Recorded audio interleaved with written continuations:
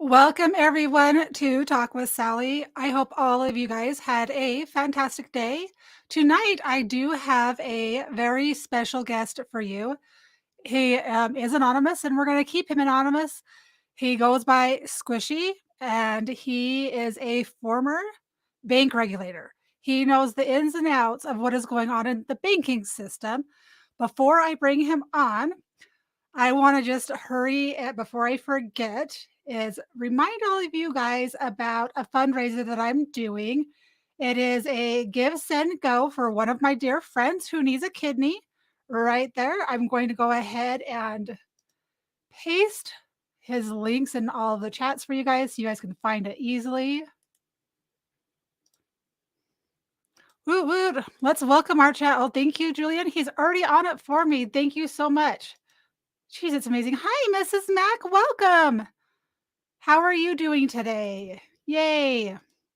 For those of you guys, if you're having questions throughout this, I will try to star them and save them so that Squishy can answer them. We have a story from who wrote it? By Rebecca Ballhouse about strip clubs, lewd photos, and a boozy hotel. The toxic atmosphere at bank regulator FDIC. We're going to talk about his group. How do you say his name? Hold on one second.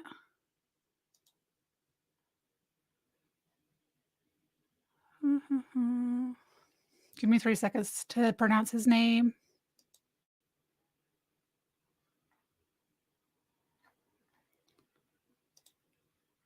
Doo-doo-doo.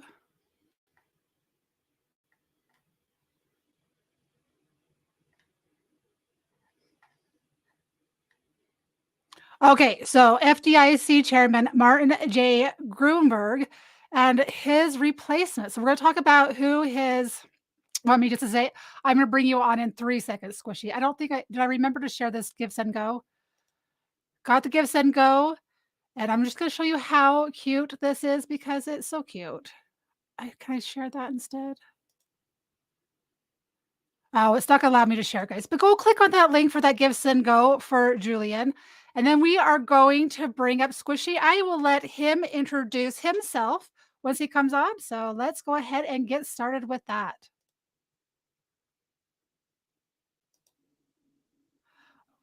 Welcome, Squishy. How are you doing today? I'm doing good. How about yourself? I'm having a wonderful thank you very much. So why don't you go ahead and introduce yourself? You are a former bank regulator, and you have the inside scoop of what is going on with this gentleman. And you can say his name probably better than I can. You actually nailed it right on the beginning. Marty Gruenberg. So, I mean, Okay, good job. Martin J. Gruenberg. Okay, perfect. All right, so we have an article, guys, from the what was? Did you say it was from the New York Times that wrote I want this? to I want to say it was the Times. Oh, hang on. I had it open and then I closed it. Yeah, I had it opened, and then it's okay. I have the article right here that we'll just add to the stage, I swear I'm making not a sure that it boomer. doesn't have an identifiers on here. Let's see if we can make this bigger. There we go. So I'm going to start reading this article, guys. Go ahead and ask questions. Welcome, Julian. How are you doing? Or not Julian, Robert. How are you? Welcome, Aaron, to the X chat. We've got Andy. Hello, Andy. Welcome, everybody. Awesome. So this is going to be good. So we're going to start reading this article. If you guys have questions, make sure that you guys are posting them, and Squishy here will be able to see them and hopefully be able to answer your questions. We are limited. He has a hard stop at 10. Is that going to change Just what I'm under an sharing? hour. I'm not going to be able to make it on the bigger screen. Goodness. Okay. I'm just going to have to read it from the small computer, which means I'm going to have to move just a little bit. My old eyes can't see. All right. A male Federal Deposit Insurance Corps supervisor in San Francisco invited employees to a strip club. A supervisor in Denver had sex with his employee, told other employees about it, and pressed her to drink whiskey during work. Senior bank examiners texted female employees photos of their appendages. They're private parts. Welcome, Bulldozer. All of the men remained employed at the agency. A toxic work environment at the FDIC, one of the nation's top banking regulators, has for years caused employees to flee from an agency they say enabled and failed to punish bad behavior, according to a So this is the Wall Street Journal. According to a Wall Street Journal investigation based on interviews with FDIC employees as well as legal filings, union grievances, equal employment opportunity complaints, emails, text messages, and other internal documents. A cultural reckoning on sexual harassment, sexism in the workplace, and the Me Too movement has transformed. Did I lose you, Squishy? No, I still gotcha. Okay.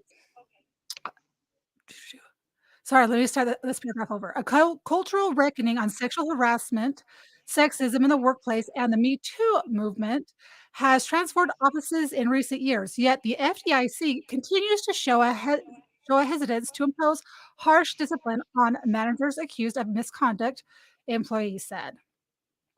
Female examiners left the FDIC because of what they say was a sexualized boys' club environment and the belief that they were consistently giving fewer opportunities than their male counterparts. According to interviews with more than 100 current and former, well, that's a lot, employees, including more than 20 women who quit. Now I'm going to cut in real quick and say something. So Go ahead. this is just the beginning of this is like the beginning of the shit show, right? So, and please forgive me if I like shouldn't be cursing on your stream at all or anything like Just that. don't say that. Just don't say the F word if you can prevent it for the first hour on YouTube. Well, I'm For the not first monetized. Go hour. ahead. I'm not monetized on YouTube. Go nuts.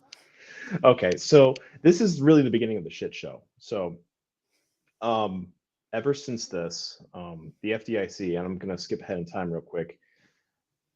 The FDIC, in response to this article, started doing a whole bunch of investigations. They contracted with an external firm to come in and basically asked all of their employees to say, if you've had any sort of interaction or issue, any instance of sexual harassment, any instance of any assaults, or really just anything at all, come and mention it, come and talk to them, give interviews. And they were actually surprisingly open about it. I didn't really expect them to do that. And it came out that it was much worse than just what this article has said. I think at the end, some of my friends that are still in the agency basically said, it was like, don't quote me on it. I want to say over 200, but I know they interviewed at least over 200 people, and they saw just a systemic, toxic environment. Why So is this this is not updating? Hold on. so this article is really the tip of the iceberg. That's very curious. Okay, so this is just because I actually pulled up some of the actual filings that letters that they sent Martin, and yeah, there was over 140 women. It's 140, 120. We'll pull it up. I'll give you exact number, but they spent $2 million of taxpayers' money to settle these lawsuits. Right? All right, now, real quick, and another thing I got to stop you on there real fast. With the FDIC, this is like one of the redeeming factors of this agency is they're actually not taxpayer funded. Oh, really? Yes. So the FDIC themselves, they're actually an insurance agency. So they operate and get their funding by charging banks insurance premiums. So Interesting. yeah, so to be a bank in the United States, you have to have deposit insurance. In order to have deposit insurance, you got to pay for it. So banks on their income statements usually have an account that's like FDIC assessment, and usually there's like a state assessment too, and that helps pay for the exams that come through. But everything at the FDIC is completely funded by what's called the DIF, the Deposit Insurance Fund. This is what pays out depositors when they actually have to pay the deposit insurance. It pays for examiner salaries. It pays for anything that this agency does. And to my knowledge, it's exclusively the FDIC that does this. I don't know. I don't know about the Fed or the OCC. Those are the other two big banking regulators. I would imagine the OCC is taxpayer funded. I don't know about the Fed. Oh, we'll have to figure that out. Um, Really quickly, I'm gonna ask chat. Can you guys hear? I can hear you fine, but I want to make sure everyone else can. Can you guys hear Squishy okay, or do I need to have him turn up his mic? If you need to turn up your mic, you can. You go under settings on the StreamYard, you go to audio, and you can adjust your audio up and down from there. Just FYI. Yep, I see it. Okay. Okay. While traveling to banks across the country where regulators are meant to evaluate banks' financial stability and compliance with regulations, male examiners talked openly about female colleagues' appearances. A former female employee recalled her male colleagues saying women need to use sex to get ahead at the FDIC as they stare at her. Weird. The agency tolerated a heavy drinking culture. The FDIC's 11-story hotel outside Washington, where out of town employees stay when attending training, was a party hub where people have vomited in the gross elevators and urinated off the roof after nights of heavy drinking. That I would Speaking of hate to be the. which, I'm sorry. Go ahead. I was gonna say, No, go ahead. speaking of, so the hotel they're talking about is in Alexandria. No, Alexandria. Yeah, it's near the Virginia Square station on the DC Metro. It's actually in Virginia itself. It's called the Seidman Center, and it's lit in a good way. Not I am not gonna lie, there is a lot of drinking that has gone on both in the hotel and in the area outside. I can tell you of some of my coworkers at the time who were visiting there for trainings, have gotten themselves kicked out of bars before in the area around there.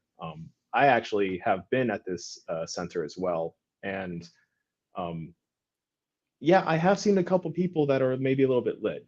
Luckily, Oh my gosh. most luckily most of the people that I've seen there are actually very professional and very chill, very cool. They go to work out. Some of them have kids because there's a child care center on site because there are people that work there every day. But at night, yeah, the people that are staying in the hotel, state examiners, OCC examiners, FDIC examiners, Fed examiners too, I guess. Yeah, no, you can go get alcohol. Some people get way too lit. And come on, guys, who is peeing off the top of the roof? That is just trash. Oh my gosh. Well, I guess if you're a male, it's a fun place to work if, you like to party and drink all night long. Sounds like a fun time. So it says the the carousing spawned an Instagram account that posted in 2021. If you haven't puked off the roof, were you ever really a FIS? Referring to the Bing examiner in training. On Monday, after this article was published online, FDIC Chairman Martin Gruenberg said that in response to the journal's investigation, the agency has hired the law firm Baker Hostetler to look into alleged harassment and discrimination. According to a video sent to staff, Gruenberg said the law firm would conduct a top to bottom assessment and that changes would be implemented if they were determined to be needed. In 2020, the agency's inspector general found the FDIC's policy for preventing, identifying, and disciplining sexual harassment fell short. It called the agency tracking of misconduct allegations decentralized, untimely, incompetent, and inaccurate. It said the agency wasn't able to identify all the allegations of sexual misconduct employees had made and was unable to track patterns of harassment by individuals or in certain offices. That sounds very curious because I've actually pulled up actual receipts, which we'll show you later after he's done talking about receipts. Okay. The FDIC agreed to changes but disagreed with the IG's conclusion that its anti-harassment program was inadequate. The FDIC, so this is in 2020, guys. This is now 2024. So he's stepping down. So just keep that in mind. So they were saying that the anti-harassment program was inadequate.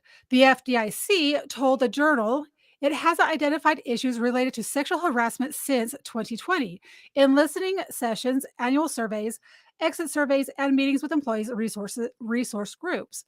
An FDIC official said harassment in any form is contrary to the FDIC's values and our deep commitment to fostering a diverse and inclusive workplace.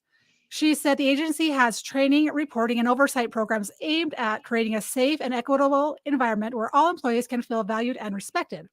When the agency identifies misconduct, we investigate and take appropriate action, she said. The agency seeks Right. employees yeah, the agency seeks employees' input on how to improve the culture through a variety of employees' resource groups and will continue to conduct periodic reviews of its programs and reports of the agency's problems. Let's see, I feel like they skipped something. There was a program, period. Oh, policies, she said. Reports of the agency's problems stretch back more than a decade and have persisted through changes in leadership, administrations, and internal investigations. So it's pretty much like Hunter Biden. We'll just brush this under the rug. It's no big deal. Nothing to see here. We're perfectly fine. Yeah, and It that will. also kind of ties back to the banking industry itself. So when I started, I actually started at a smaller field office way back when, and we were the, the banking industry has actually simmered down quite a bit. I mean, you look at things like The Wolf of Wall Street, you look at all those movies and shows showing people working in the finance industry. Banking was much the same. Banking by historical standards is actually kind of boring. People were going nuts. People were, doing drugs, being drunk. I even had stories from much older examiners of supervisory examiners. So these are like the field level bosses, right? So your supervisor, who would be at work and they'd be completely wasted. I mean, they're still working because apparently they somehow managed to do that, but I mean, they'd be alcoholics. So it happens. So it's kind of like lawyers and bankers are the alcoholics and druggies, right?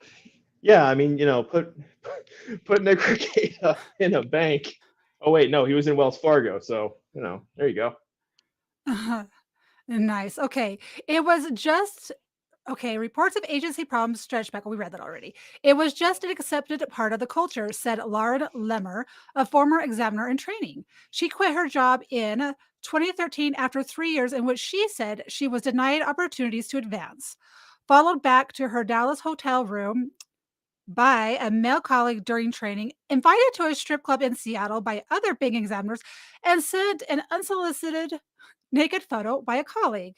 Many employees didn't file complaints about the harassment, fearing retaliation or believing nothing would come of it. When people did complain, the FDIC in multiple instances investigated and substantiated complaints, but moved the perpetrators to other offices. Okay, so it's just like the CDC, FDA. You're doing something you're not supposed to. They'll just use the revolving door and move you to a different part of the company, right? Yeah, notice that Or pattern. agency. Yes.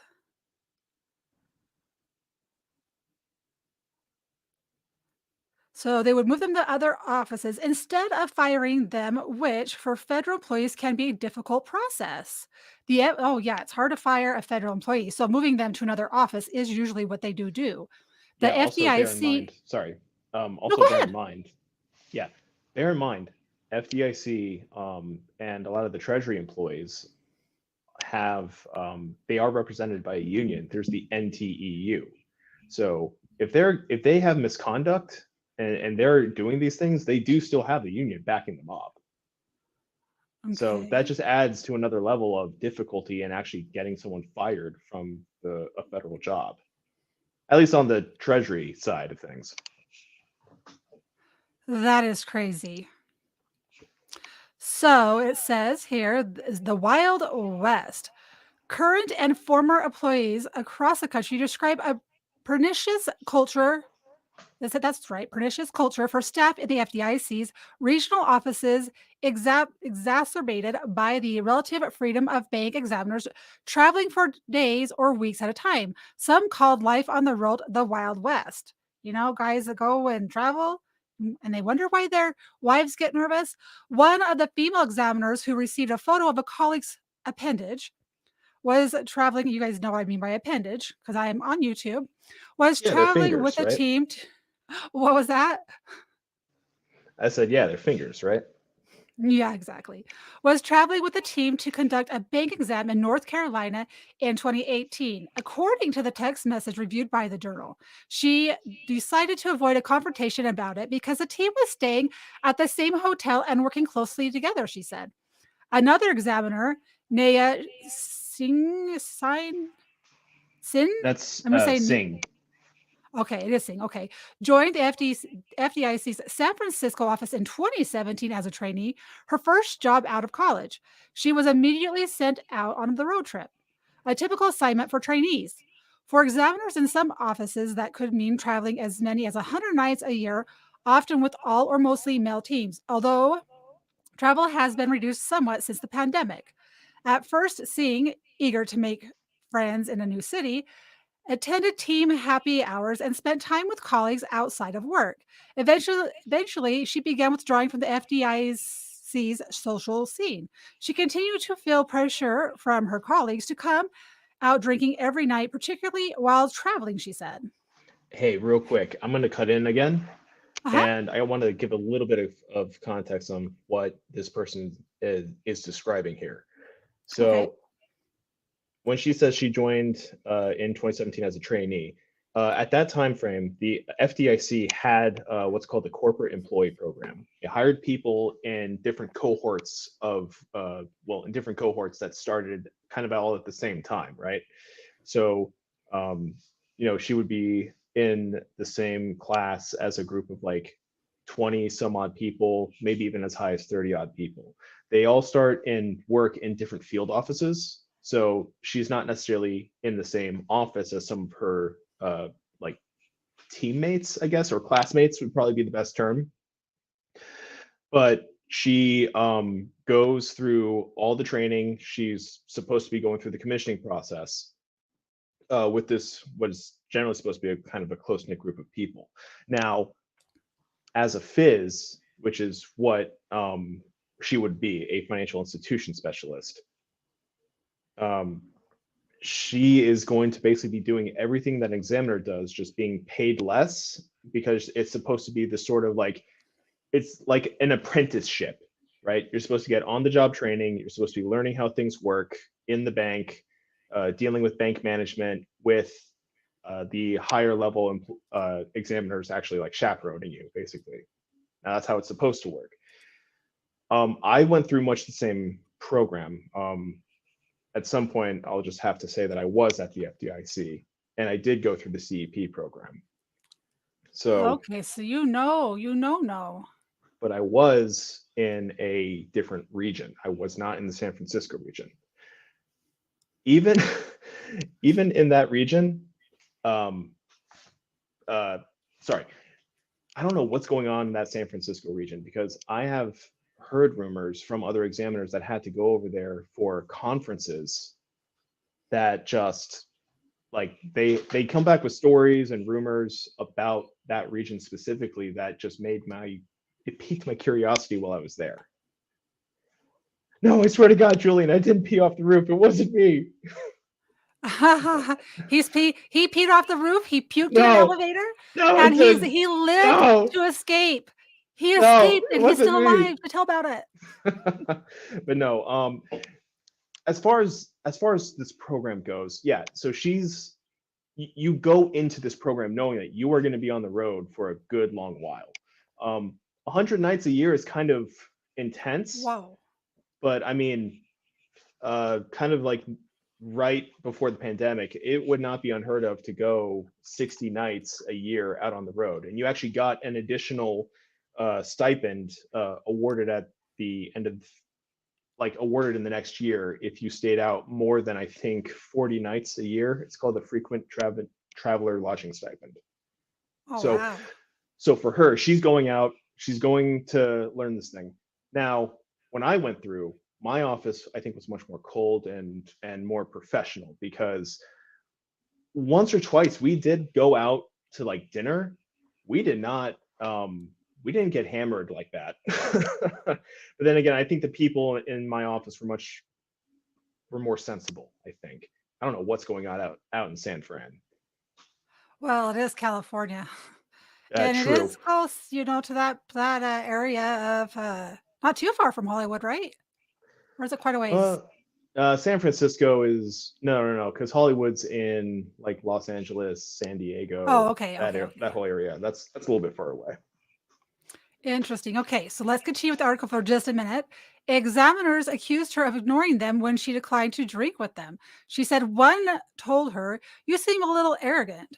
When Singh did join the team for a drink, she believed her male colleagues were tracking how many glasses of wine she drank and urging her to drink more. I felt really taken advantage of in a moment where I was totally vulnerable, she said. Singh quit the FDIC in 2022, in her first year after earning her commission. The designation needed to be a full fledged examiner. She said she was explicit with senior managers in the office that she was leaving because of what she viewed as a culture of harassment and misogyny. One manager told her they had heard similar concerns from other women and knew it was a problem, she said. So they're pretty much admitting to it. The culture that employees described is a drastic departure from the staid nature of the FDIC's mission. The independent federal agency of fewer than 6,000 employees works to maintain stability and public confidence in the U.S. banking system. It ensures deposits and handles the resolution of failing banks. The agency is funded by insurance premiums paid by banks instead of the federal budget. It has historically drawn congressional interest primarily in response to bank crises. The agencies have been under renewed scrutiny following the major failures in the spring of Signature Bank, First Republic in the Signature Bank, the First Republic Bank, and Silicon Valley Bank. An internal review cited the FDIC struggles to retain examiners as part of. Hold on one second. My child just walked into the house yelling my name. Hold on.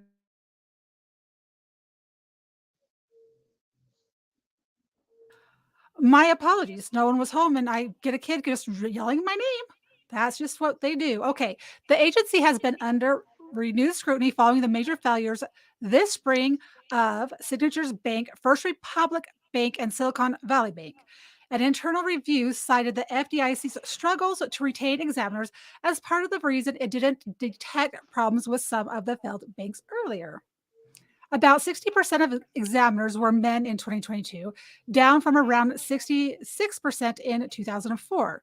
According to the agency's annual diversity reports, men made up 65 of executive management positions last year, up to 63% the previous year, according to the reports.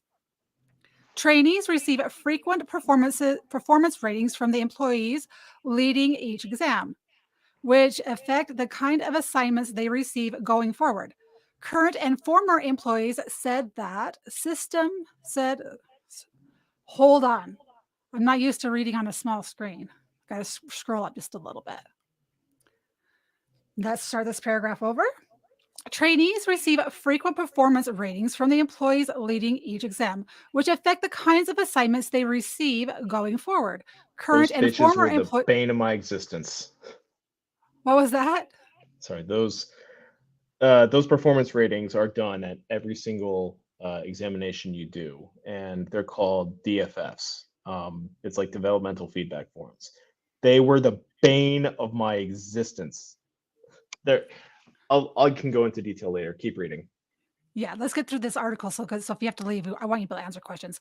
Current and former employees said that the system intensified the pressure to be part of the in crowd and made them even more reluctant to file complaints, fearing their reviews would drop if they were labeled as difficult. So if they got a bad review because they didn't want to go out and party, it could affect their job. That's coercion, harassment. Kelsey Fouts, a senior risk management examiner who worked in Salt Lake City And San Francisco said she received a negative performance review in 2018 after an assignment with another office, despite consistently good feedback during the 6-week stint. Fouts said a senior colleague suggested she not rise. Why does that sentence sound confusing? Fouts said a senior colleague suggested she not raise it with the reviewer, telling her the man is just intimidated by tall, beautiful women. Two male managers advised her to just smile and make him feel good. Just smile and just go along. Yes. You know what? This will take me to my thing. Is I know that women want to work and they want to work in these high positions. This is why women should just stay home with your kids. And I know that sounds so sexist of me, but really, bringing women into the man's world, this is what it creates. And I'm not saying it's their fault by any way. This is just what happens. Don't put yourself in those situations. I'm not saying this behavior is okay. It's just what they've created. I don't know. That sounds really bad. But yeah, I still stand by it. She first experienced the FDIC's sexualized culture just after joining the trainee program in 2013, when she was 21 and working in a different office. During lunch with an examiner she had become friendly with, he complained to her about his marriage, telling her he wasn't having enough sex, she said. Obviously, if I walked into the office and you were naked, I'd F you right here. She she said, he said. He said, she said, he said. She was so stunned that she didn't say anything and never filed a complaint. For the longest time, I didn't have any perspective, she said. It was just normal. You just deal with it. Fouts quit last year, saying she was fed up with the culture and feeling like opportunities weren't available to her. So then we have the Good Old Boys Club. Multiple women said they were repeatedly passed over for assignment to lead bank exams and then penalized in performance reviews for not having led any bank exams. Trainees are heavily dependent on their supervisors to assign them to exams they need to ultimately earn their commission. Many women said they felt their male colleagues were able to progress more quickly, in part because they would go golfing and out drinking with their supervisors and they get plum assignments. So, I scratch your back. Pay to That play type also stuff. Go that ahead. also goes out into the into what were they talking about just in the business world in general, right? Uh, Yeah. how do all the business deals and all the relationships get made out on the golf course? Yep. And Yep. it's an absolute travesty that it's still like that at the FDIC. Well, as an account manager, I actually was taught to play golf and I got professional golfing lessons because I would have to go out golfing with clients. So, yes, it is an important thing that you have to learn if you want to make it in that world. Okay, so Lemmer joined the FDIC's Roseville, California office in 2010. As an examiner in training on the road, senior banking examiners would make comments about her appearance and indicate they were skeptical she intended to stay at the FDIC long term, she said. Her supervisor, McIntosh, Trevor McIntosh, referred to her as a male colleague's girlfriend. They weren't dating, and asked her colleague during golf outings about Lemmer's sex life, including asking who at the agency was sleeping with her. She said the colleague told her. Lemmer quit for a job in the private sector before she had finished training to become an examiner because she didn't see a way to improve her situation. She never filed a complaint, but when she left, she told the field supervisor, Andrea Davis, and human resources about her experience, telling them that McIntosh, is that how it says? Telling them of McIntosh, he is a problem. She said she never heard from them again. Yeah, I read that as So Macintosh. look at how pretty she is. So that's her, Lemmer. She's gorgeous. Yeah, there's I know some female examiners that joined the FDIC kind of back in like the 80s and 90s, and let me tell you, man, they are some of the toughest broads I've ever met. God help the bankers that decide to cross them. but I think also that came out of them having to be tough, especially in the banking world of the 80s and 90s. Um, my wife has met some of them, and they're like role models. Also, my wife's a very strong woman. um, help, please. I swear to God, she's not beating me, but she's she looks up to them, and they actually really like her too because they have those personalities, and you have to have that to go up against these bankers because with the FDIC or any regulator, you're going up to bankers and you're criticizing them if they do something wrong, and they get that macho bruised ego, and you got to be able to stand toe to toe with them. And It's kind of like little man syndrome. Every cop has, not every cop, but a lot of cops have that little man syndrome. exactly, If you bruise their ego, you're SOL. exactly. All right. McIntosh leader McIntosh's leadership also rankled other women who said they felt disadvantaged by a boys' club environment where McIntosh would hang out with male employees, including at one point visiting a strip club together.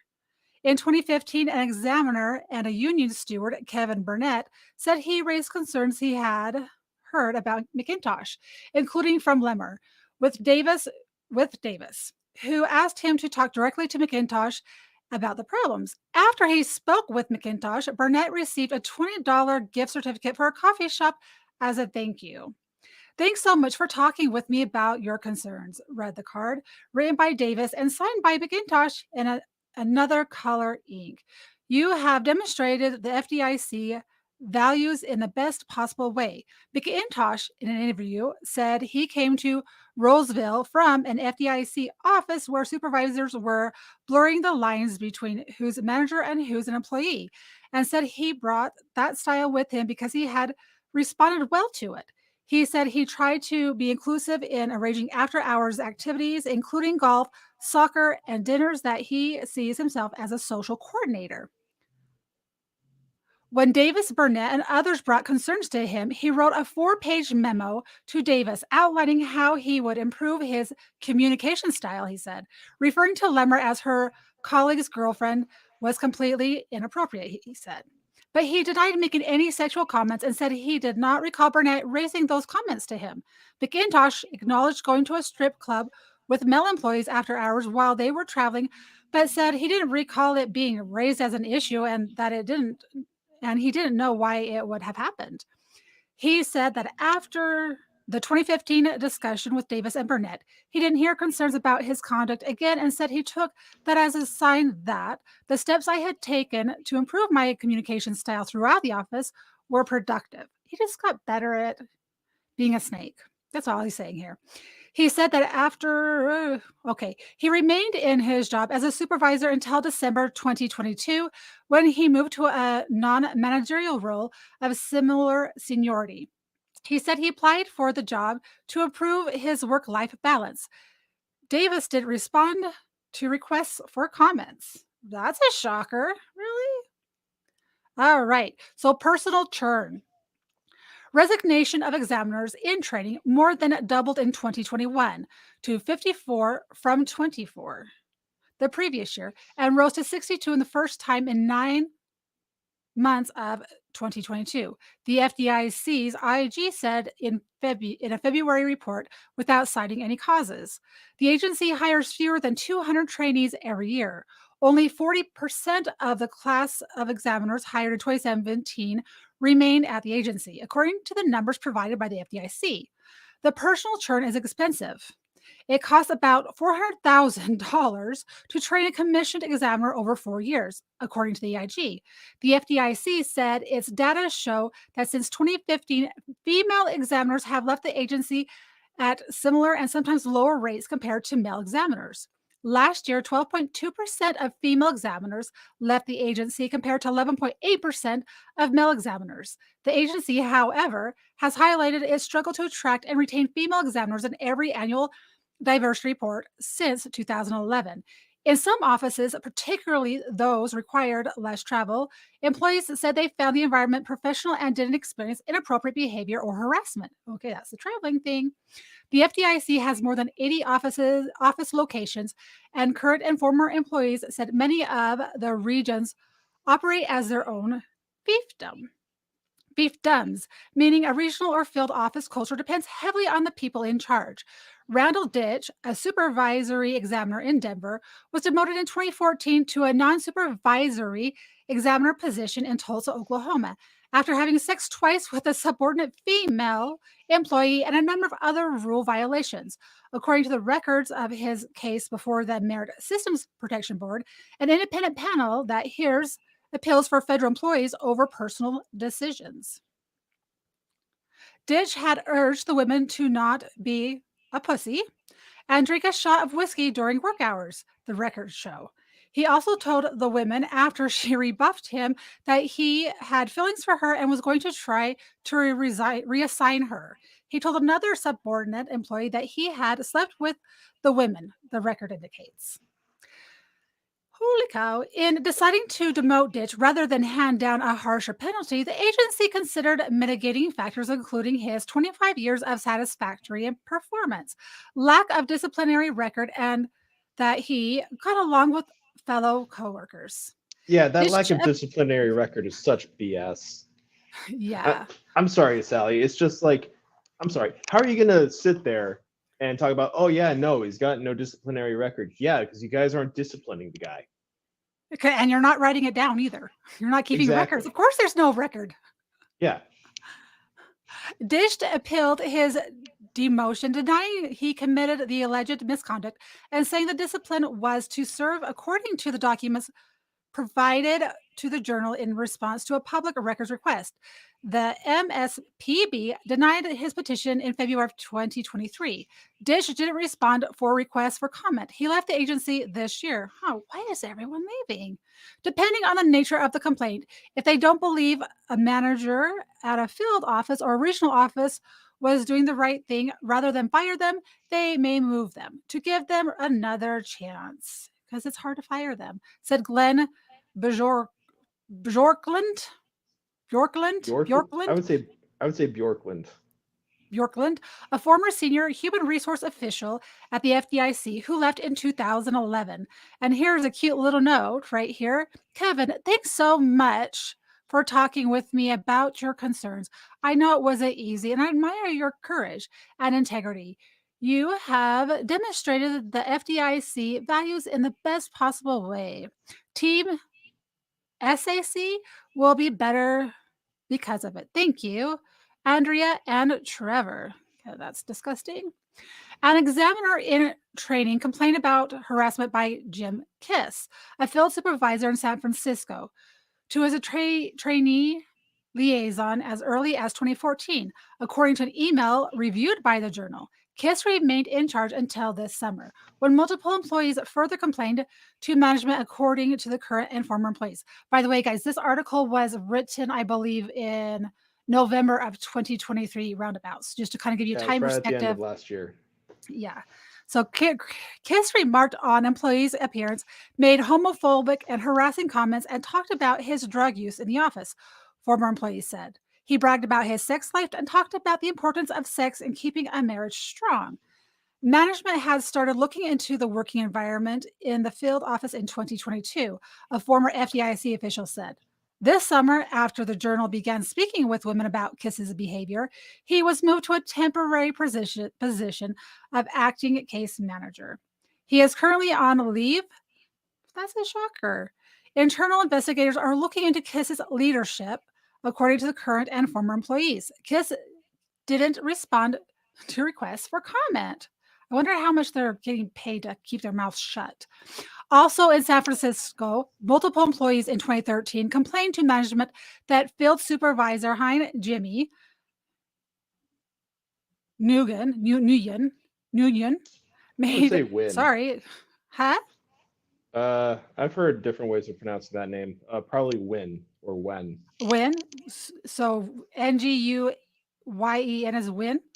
made Yeah. sexist and discriminatory comments, according to former employees, emails, texts, and EEO complaint reviewed by the journal. Say that name again. Nguyen? Nguyen When? suggested a female. Go ahead. When? When?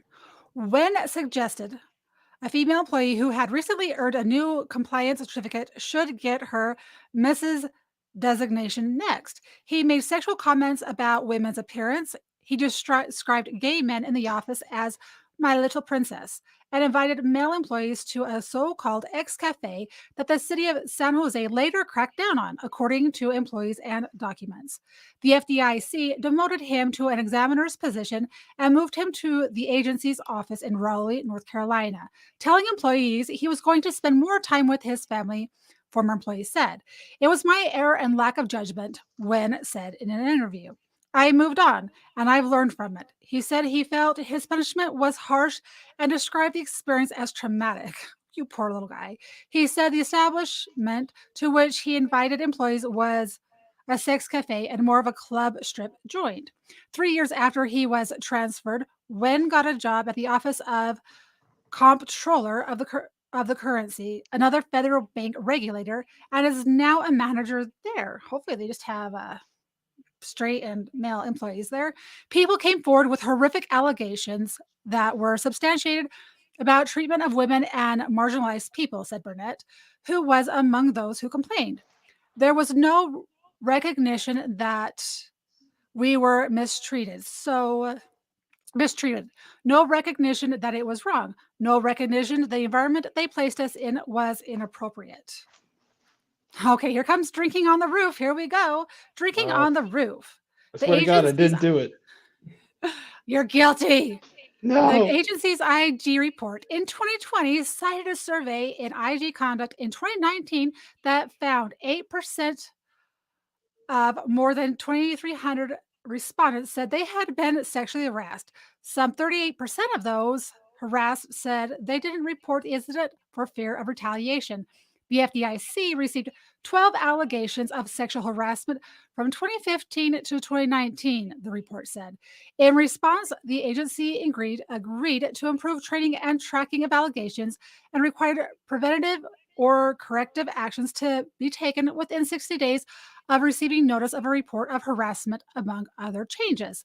The FDIC's deputy to the chairman and chief operating officer at the time, Arlius Upton Kia, said in the response to the IG that the percentage of employees who had experienced sexual harassment was well below the government average. Okay, it's below the government average of other misconducts, guys. Yeah, it's It's only okay. 5 people that have been assaulted. Yeah, and that's just those that actually reported it. She added that Hmm. the IAG's report ignores the possibility that employees might want to address their complaints in a more informal way. In 2021, a survey by MSPB arbitration panel found that 18% of female FDIC employees reported having experienced some form of sexual harassment in the previous 2 years, 4 points higher than in previous surveys in 2016. Okay, so there's a photo. You can see that right there. Probably scroll and you can see what it looks like. Let's see. It's going to allow me to go this direction. So that's what the building looks like right there. Let me tell you, man, that is a So terrible photo. The Seaman Center is gorgeous. Anyway, keep going. yeah, it doesn't look very good. Oh, you're fine. I got to scroll. I got to make it less big so I can see all the words on the. There we go. A center of the FDIC's party culture was the agency's hotel.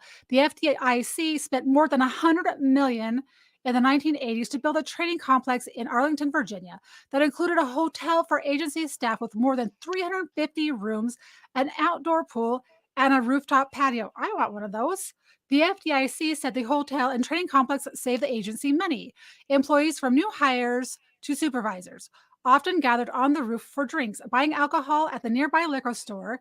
Some employees joke that the hotel is like an embassy. If they can get back to the hotel after creating chaos at nearby bars, they'll be fine.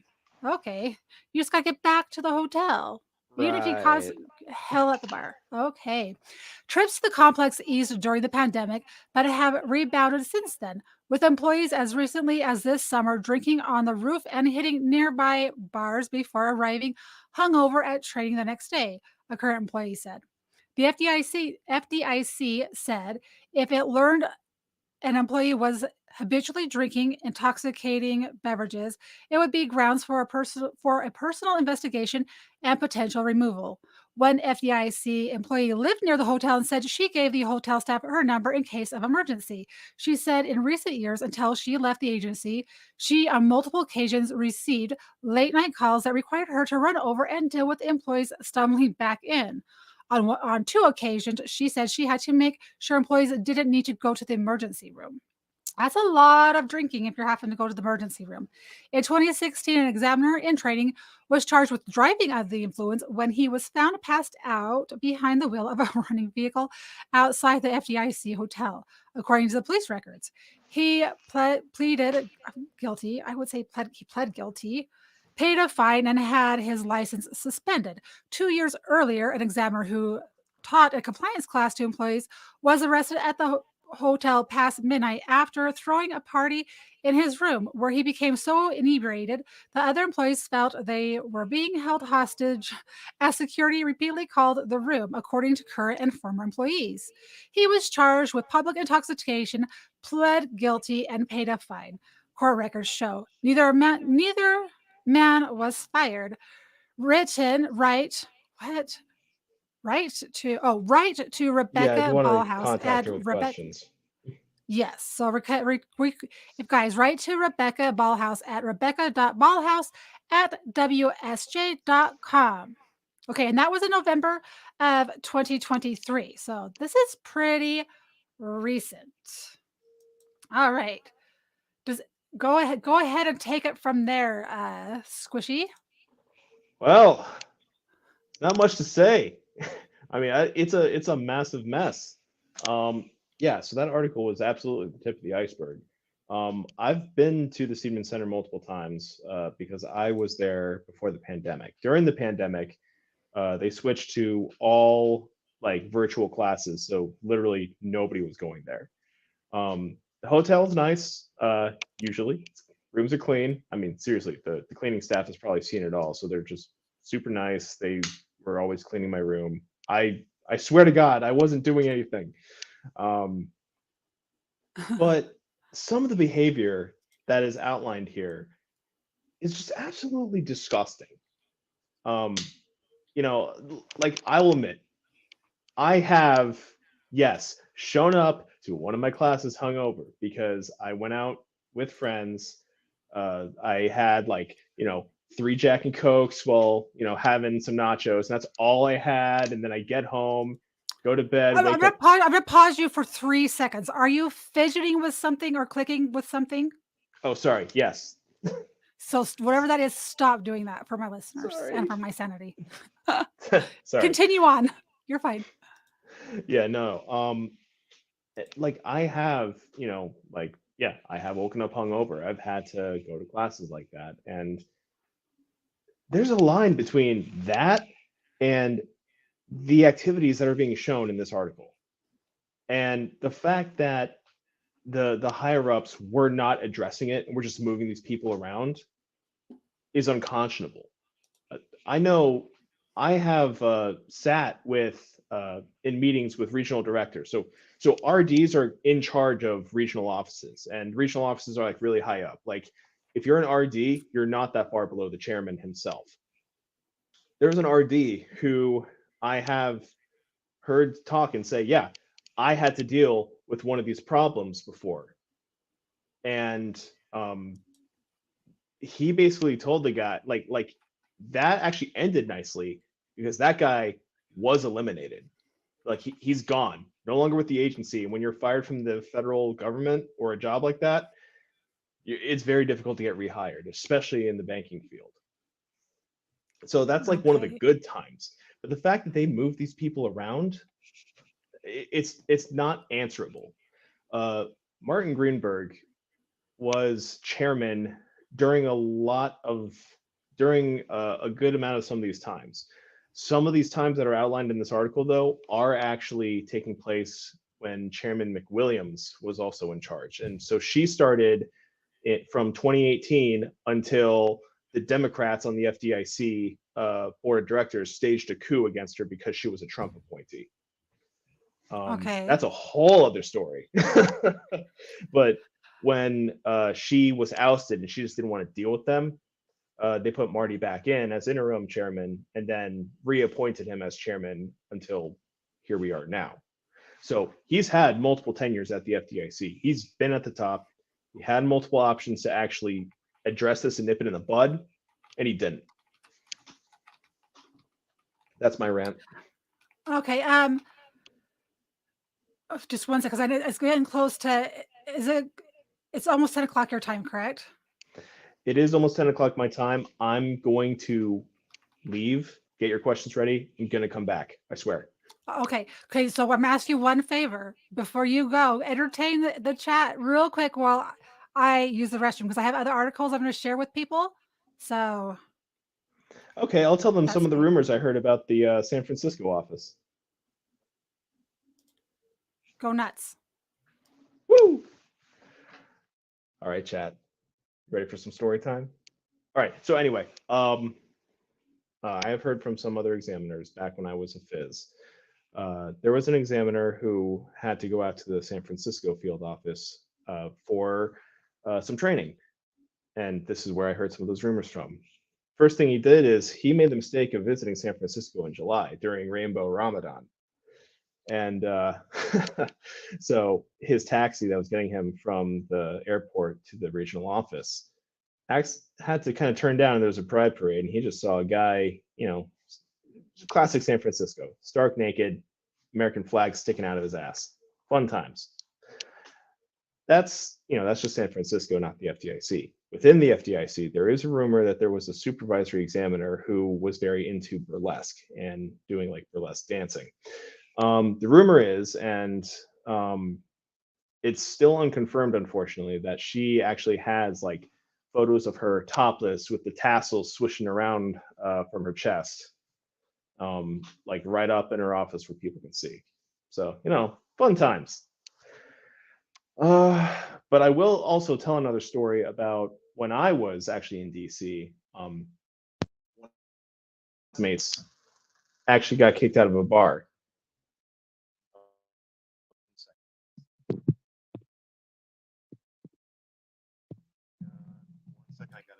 Did you cut out? I can't hear you. Did your earbuds die?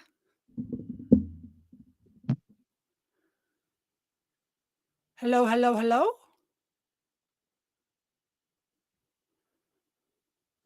Hold on one sec. Let's see if he's having audio issues. Oh, hang on. Can you hear me? Keep speaking so I can tell if I can hear you. I can't hear you right now. You're very, very, very quiet. I can't hear you at all.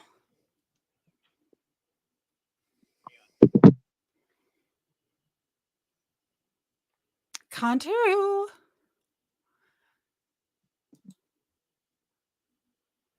Okie dokie. Yeah, I can see your avatar slightly moving. I can hear you texting on your phone. That's great. Here, can you hear me now? Yes, I can hear you now.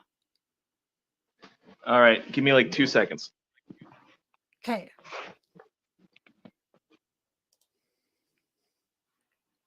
Can you hear me now? So, guys, all right, now can you hear me? Right?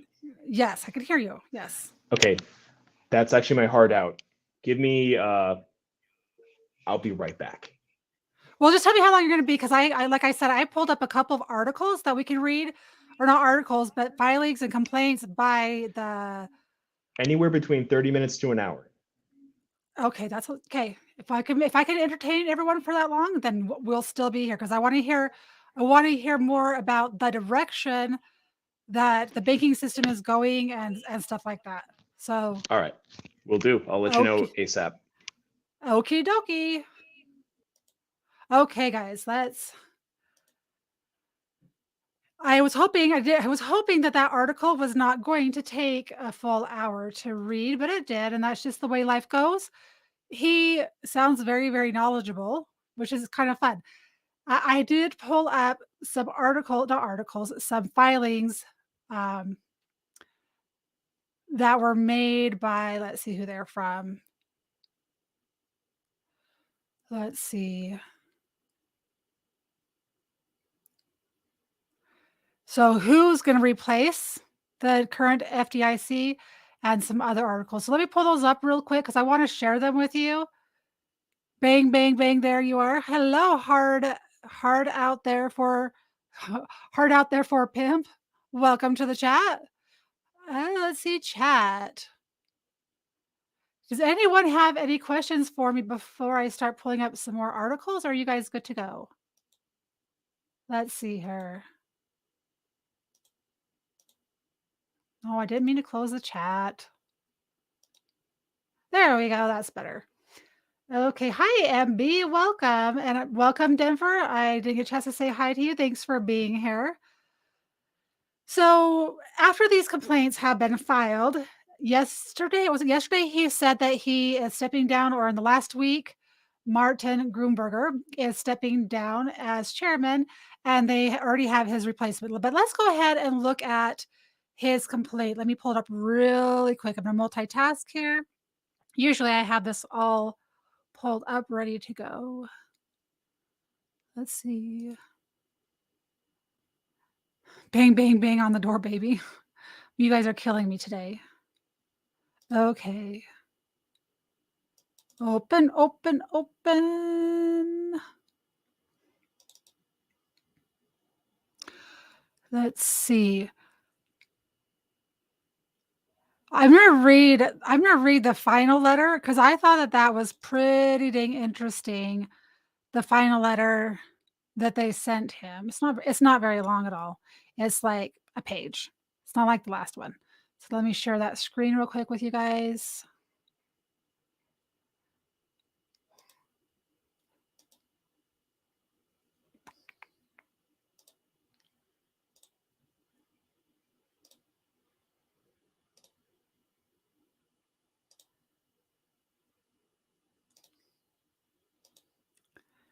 Is it angry? Yes, it's angry. All right, so this is a letter that was written by the Honorable. Let's see, who was it written by first? So 118th Congress of the United States House of Representatives Committee. So this is the Committee on Oversight and Accountability. And it says James Comer is Kentucky chairman, and Jamie Raskins, Maryland, ranking minority member. So let's go ahead and pull this article up for you guys. Let's see, this window should work maybe. No, I don't want that.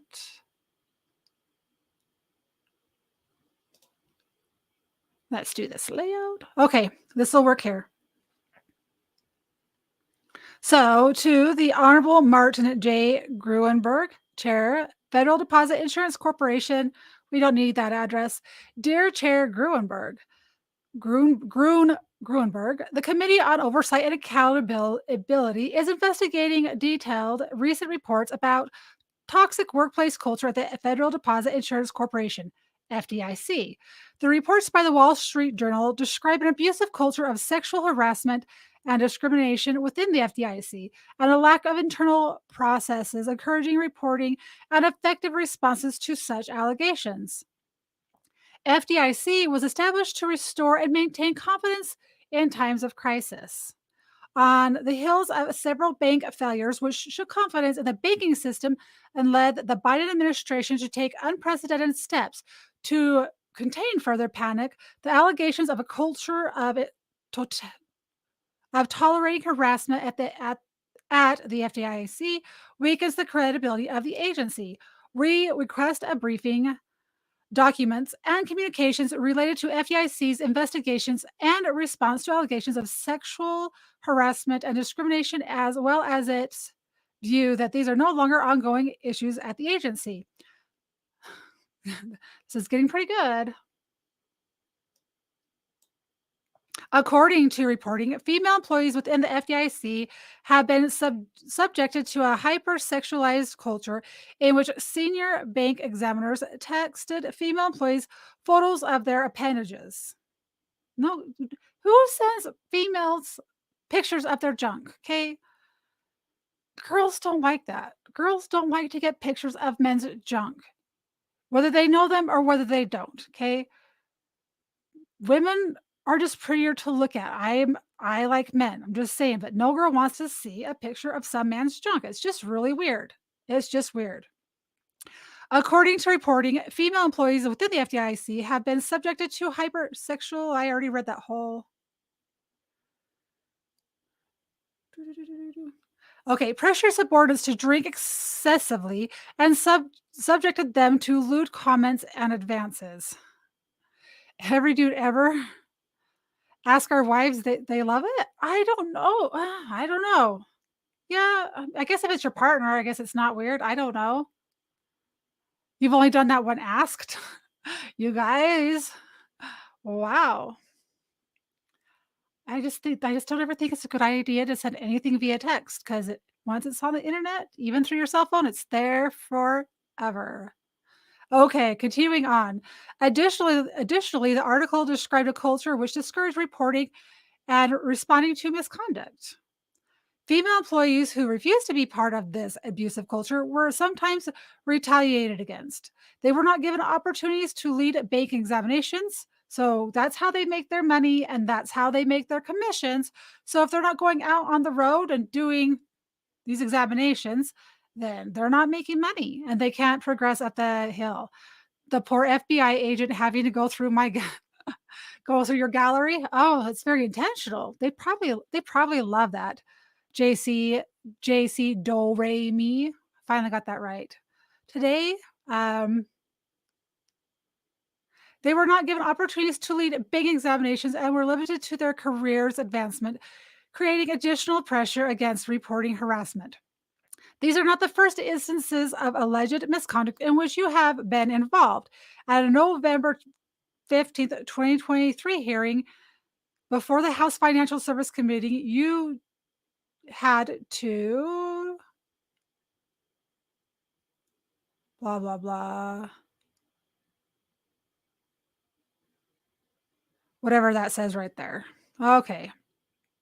So this is page 2 of 3. Oh, okay, that's just their footer. I was like, what is that? That doesn't make sense. So they have a header and footer on here. So this is page 2. So at a November 2015-23 hearing before the House Financial Service Committee, you had to correct your testimony that you had in fact been investigated for inappropriate conduct in 2008. Furthermore, in 2016, you were named as the acting head of the agency in a complaint alleging a pattern of harassment and discrimination on the basis of age, race, gender, and disability. As default, cell phones send everything to Google and Apple. Yes.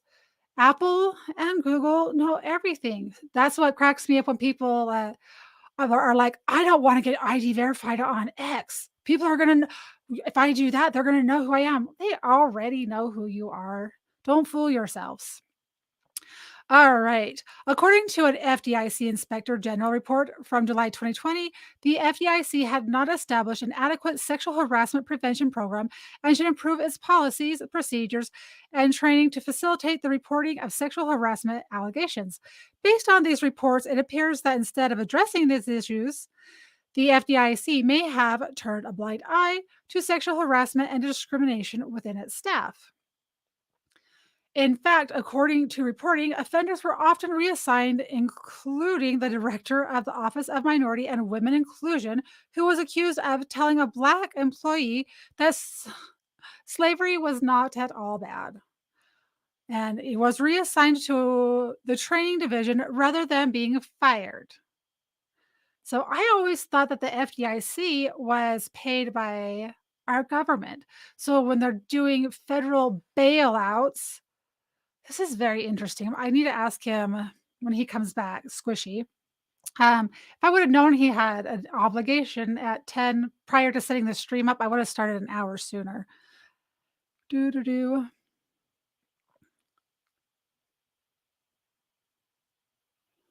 Well, I guess technically they're right. It wasn't all bad. It wasn't bad for the slave owners. Yes, that's a true statement, I guess. Okay. To assist our investigation into allegations of a culture of sexual harassment and discrimination at FDIC and the impact such harassment may have had on FDIC's ability to achieve its mission, we request the following documents and communications covering the time period January 1st, 2021 to present, unless otherwise indicated no later than December 4th, 2023. Okie dokie. Hold on. There we go. Couldn't see this page for a second. So this is everything that they need to provide. All records relating to complaints, investigations, reports, dispositions, and other allegations of hostile, aggressive, inappropriate, re- improper, retaliatory, or prohibited actions by FDIC employees. All documents and communications provided to the law firm Baker Hostetler as part of its investigation related to these reports. All records and communications to or from FDIC human resource employees discussing or referring to allegations of sexual harassment or the existence of or lack thereof sexual harassment at the agency. All communications to or among employees of the office of the chairman related to any allegations of sexual misconduct, sexual harassment, or discrimination. And then a list of individuals who have been reassigned and where they have been reassigned in connection to allegations of sexual misconduct, sexual harassment, or sexual discrimination, and all processes and procedures to the FDIC maintains real. Okay, slow down. Let's start over. All processes and procedures to FDIC maintains related to sexual misconduct, sexual harassment, or discrimination.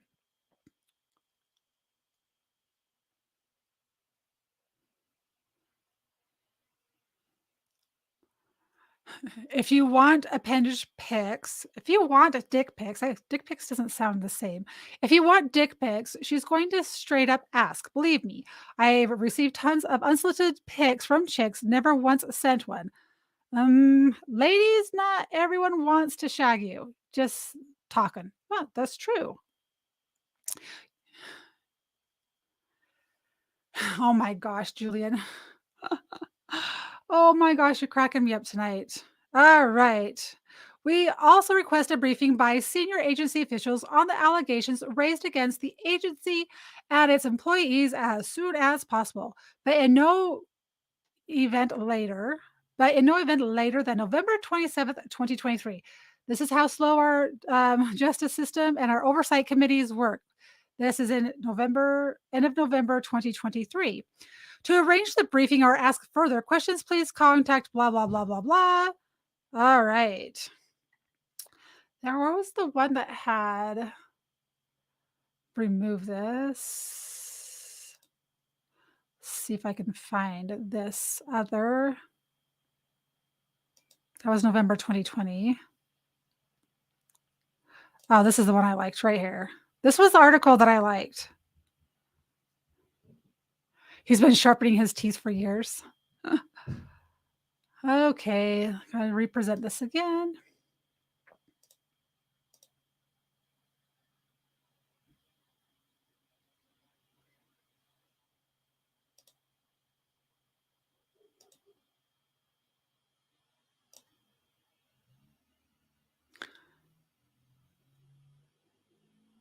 You did not hear that Hunter Biden was convicted on all three charges? You're just hearing that? Yeah. Hunter Biden was convicted on all three charges today in a court of law of his peers because it is in his hometown. And if you want my honest opinion right now, I mean, what was it? Within a couple hours of the verdict coming down, Joe Biden was addressing the nation about gun control laws. And he was pretty much saying, oh my gosh, guys, he was pretty much saying that it would be better to have, like, if the regular citizenry, if you guys are upset about the government and you want to rise up against the government, you're going to need more than an AR-15. Well, in Joe Biden words, so that was nonsensical. You're going to need an F-15. You need F-15s to go against the government. AR-15 is not going to save your bacon, right? Right. So I don't know. Will he be sentenced? Will he just be given an ankle monitor and put on house arrest? Those are all valid questions, but yeah. Bet you 50,000 Biden pardons exactly, and they're federal crimes, right? He could easily pardon him on his way out the door. Yep, he can do that. And the whole thing right here, right now. The whole thing with this is they are like, what was it AOC said? Oh, I should just pull this up real quick. Just give me a second. Let's just pull up this video. I made a post about it today. Let's see. Doo-doo-doo.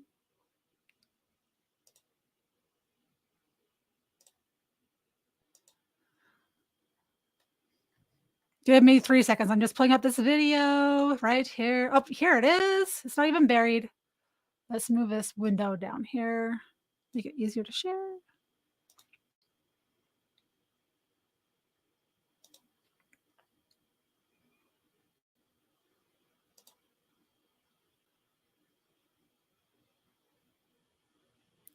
Oh, cool. I didn't realize that it was already gonna be on there. Hold on. Hold on, hold on.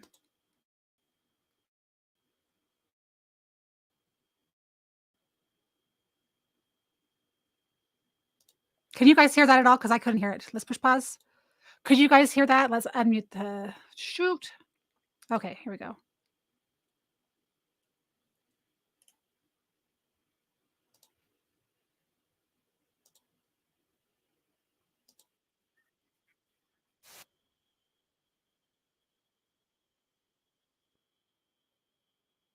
Oh, okay, it's not even on your screen right now. Hold on. Why is it not sharing this one?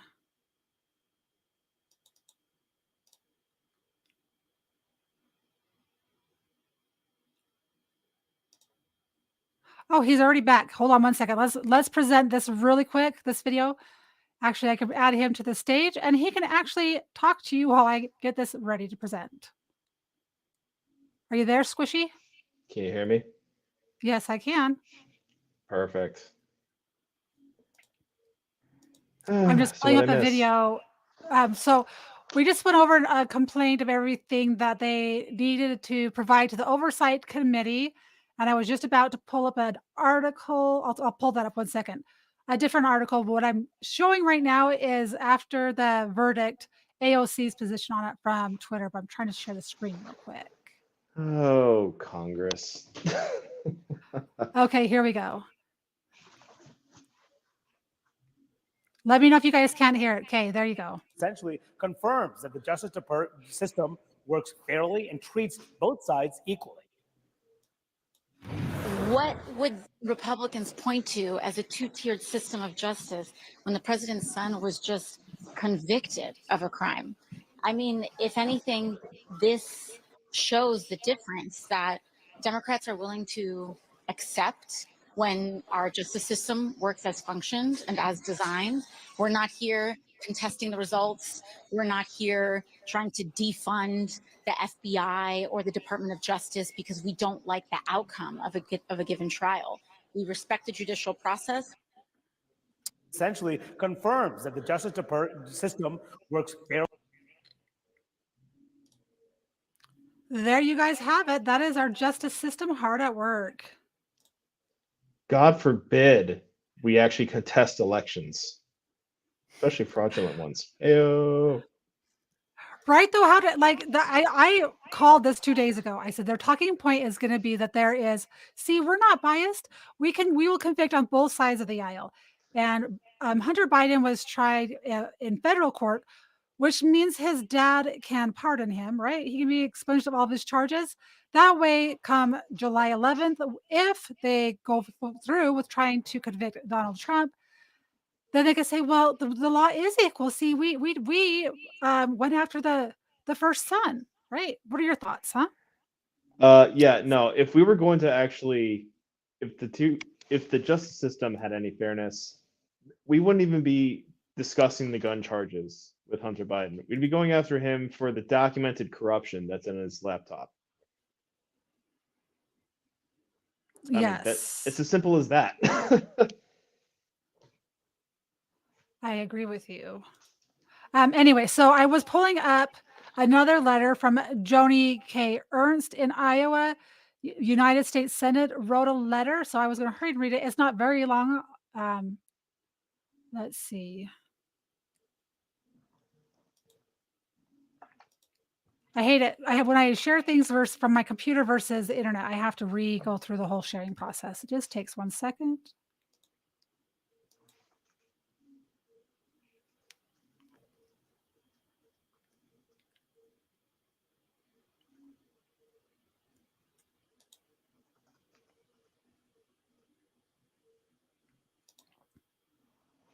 All right, sorry for that dead air, guys. I apologize for that.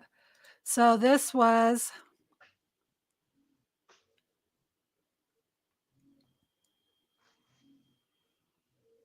I don't know if you guys can see that. AOC. I got disconnected, so I don't know what missed, coming back to what. Oh, you were talking about AOC. Shows Democrats are willing to give up a piece of shit dope head for a guilty verdict against the ex-president who contests a fraudulent election, and they weaponize the Department of Justice too. Yes, they do.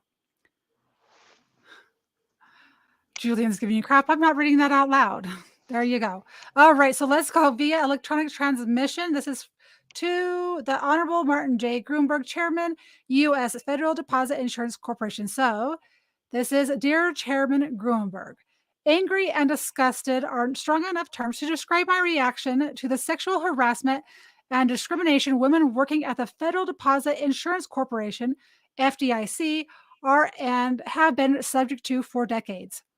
The Wall Street Journal's recent expose, based on the accounts and experiences of more than 100 current and former FDIC employees, most of whom are women, revealed this reprehensible behavior is not only tolerated, but rewarded. The world now knows what the women of the FDIC have known for more than a decade. You and your predecessors have utterly failed them. Under your watch, the pervasive culture of sexual harassment, workplace misconduct, and sexual abuse continues at all levels of the FDIC. Managers knew or should have known the heinous conduct your female employees were being subject to for years.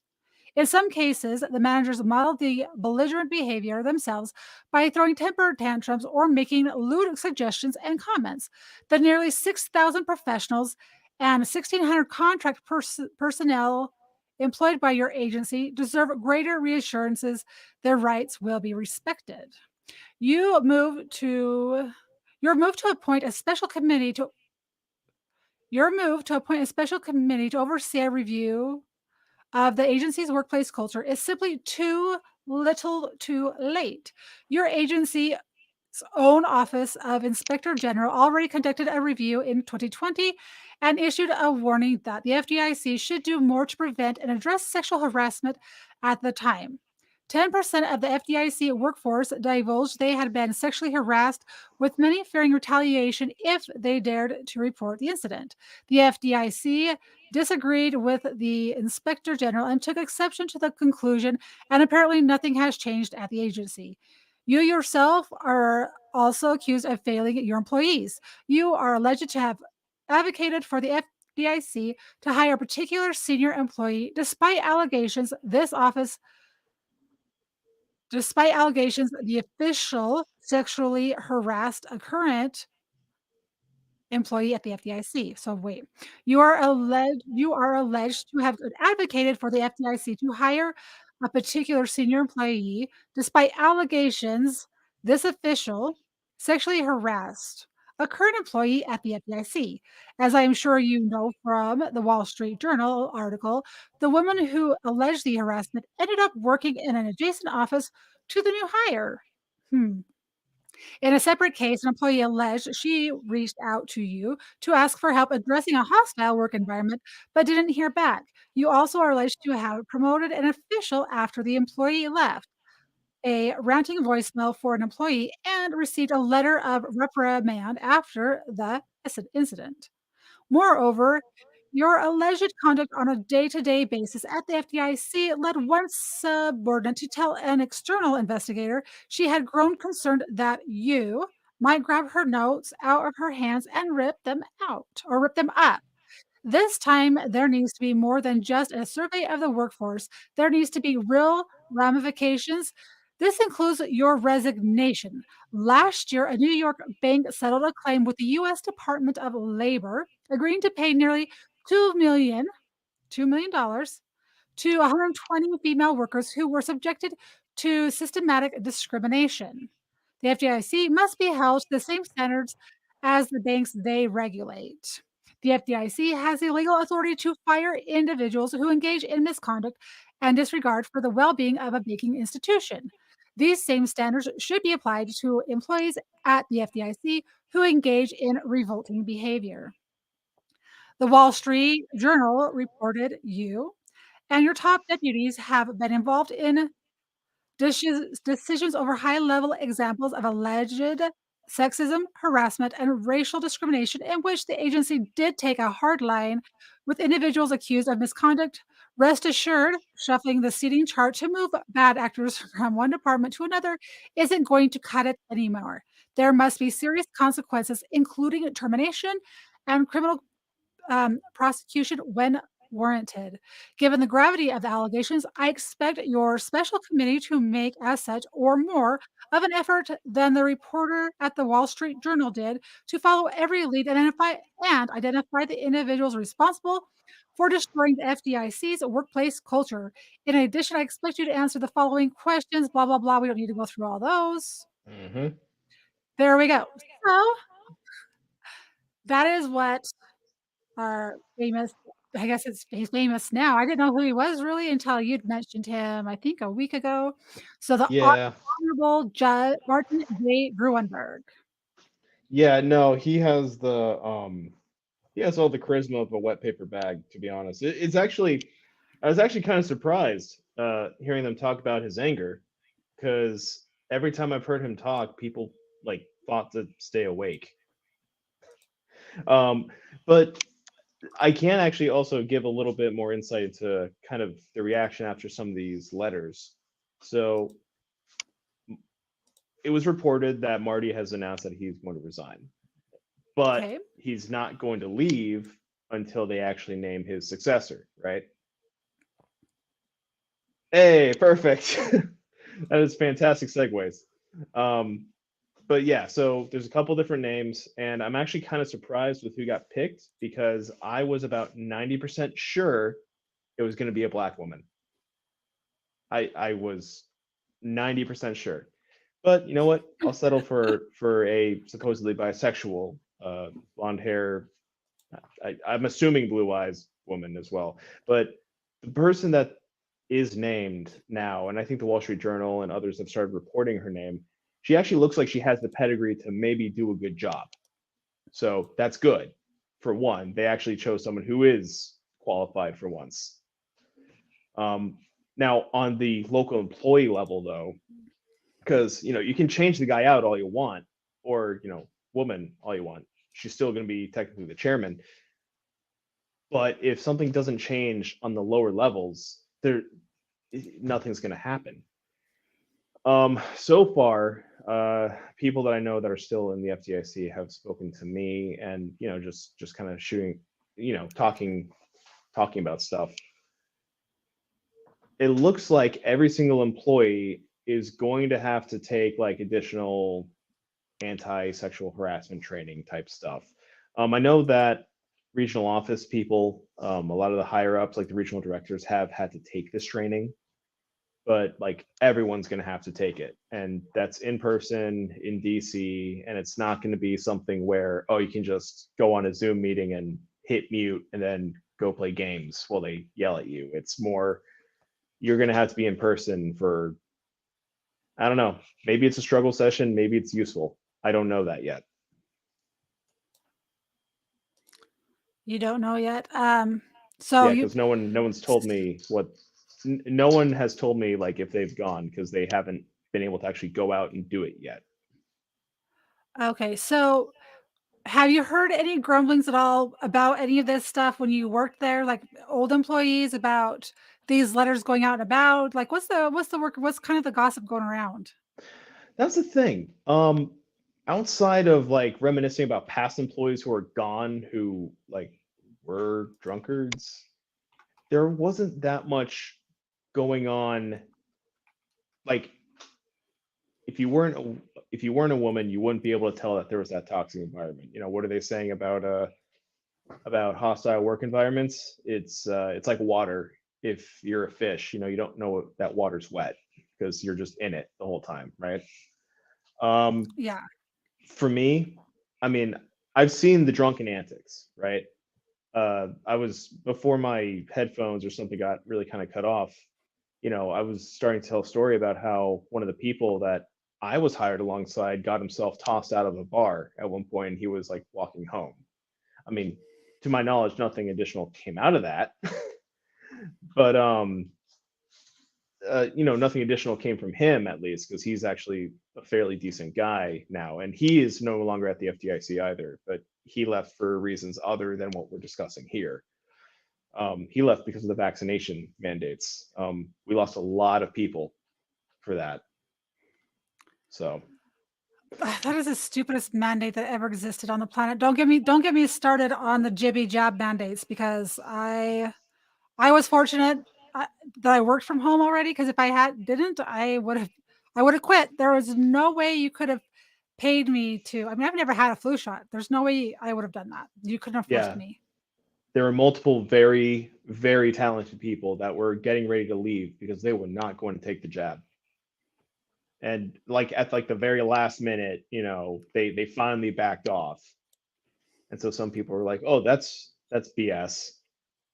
But even more just didn't want to deal with it at all and just left, went to the private sector. P Digits is saying over on Rumble, he's like, I heard Marty Gruenberg is a swell guy. Yeah. No, I do have a story about him though. One of my old coworkers had just started at the FDIC, and this is like way back. This is like during his first term as the chairman. So this is, I don't know, early 2010s, kind of after Sheila Bair's gone. They had just joined. They had gone through their orientation. They're on the DC Metro going out for a night on the town, like an actual decent night, because I know this guy too. He's not one of the people that would like get rip roaring drunk. But they're on the train and they're like, you know, like first or second day, literally on the job, and they see Marty Gruenberg on the train, just, you know, taking the train home. And they go up to him, they introduce themselves, they say, "Hey, you know, we're here. It'll be a pleasure to work with the FDIC." And he goes, "Oh, you know, that's nice. Great, thanks." The train gets into the next station. He gets off the train, walks one car down, and gets back on. Like, that's the type of character you're dealing with. That's crazy. Yeah. All right, guys. So guess who this is? We're going to pull up the lady that is now going to, so he has decided to step down. We're going to go over who's going to replace him. And then I want to ask Squishy before we end the show, kind of what is actually going on with the banking system, what they're doing with our dollar.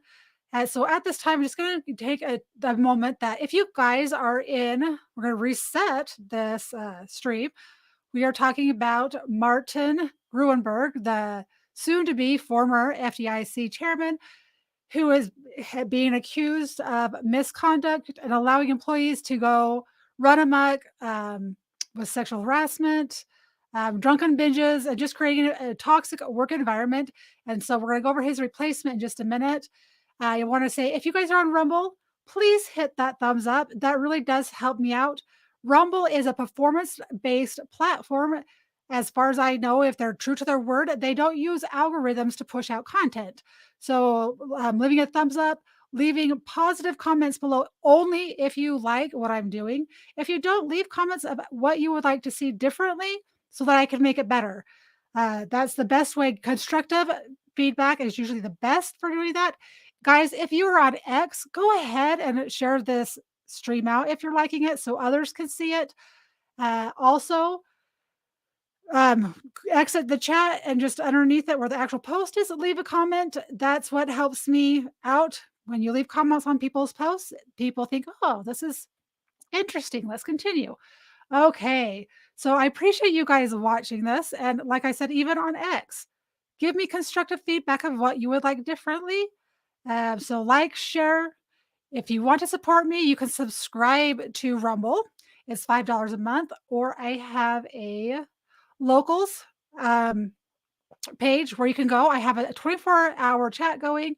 Every time I do a live stream, I typically close out the previous one unless I want to go there and steal your memes for later use. So that's always fun. It is free speech in my locals. You get to be just you. So anything goes in there. It's I haven't seen anything too vulgar because I'm still growing that one there. Or if you would like, guys, you can Venmo me or Cash App me at Talk with Sally. None of that stuff is required. It is just appreciated.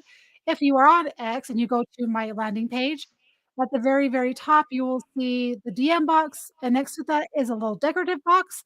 And if you click on that, it'll take you directly to those links so you do not have to share them. And I do. What is my Rumble name? My Rumble, guys, is Talk with Sally across all platforms. And I will go ahead and put a link right there for you, Gray Wolf, if you would like it, to make it easier for you to find. Because I have it. It'll take me 3 seconds to copy and paste it. All right. So with that said, guys, thank you so much for being here and watching tonight. And let's go ahead and let's talk about the replacement for, well, that's not the screen I want, for Mr. Gruenberg. Oh, Julian's on it. Thank you. But is that the actual? Yeah. So that is. Thank you very much, Julian, for posting that. I should just let you do it. You're so good at doing this when you're not busy for 3 seconds. Okay. Squishy, are you able to? You're still on your phone, right? Yeah, I'm still here. Okay. Well, I was just going to say it's probably easier for me to read since you're on your phone, correct? Yeah, I mean, if I lean in and squint, I can probably read it. No, I don't want you doing that. Okay, so I was like, I'll take a break from reading, but you can't see it, so it'll just be easier for me. So Biden nears pick for the next FDIC, and just real quick, Squishy, if you are typing and that's what's making that noise, go to your settings and mute your buttons because I keep hearing a click, click, click. I'm Yeah, I assuming it's just your muted phone. myself. Well, you don't have to mute yourself. Just go to your settings on your phone and make it so your phone doesn't make noise when you type. Okay. Does that make so while you're doing that, I'll continue to read. So Biden nears pick for next FDIC chairman. The front runner for the bank regulatory job is Christy Goldsmith Romero, a member of the Commodities Futures Trading Commission. All right. 3 weeks after President Biden vowed to pick a new leader for the Federal Deposit Insurance Corporation, the bank regulator, shaken by a vast workplace abuse scandal, a front runner has emerged. That's not the setting I want. Hold on.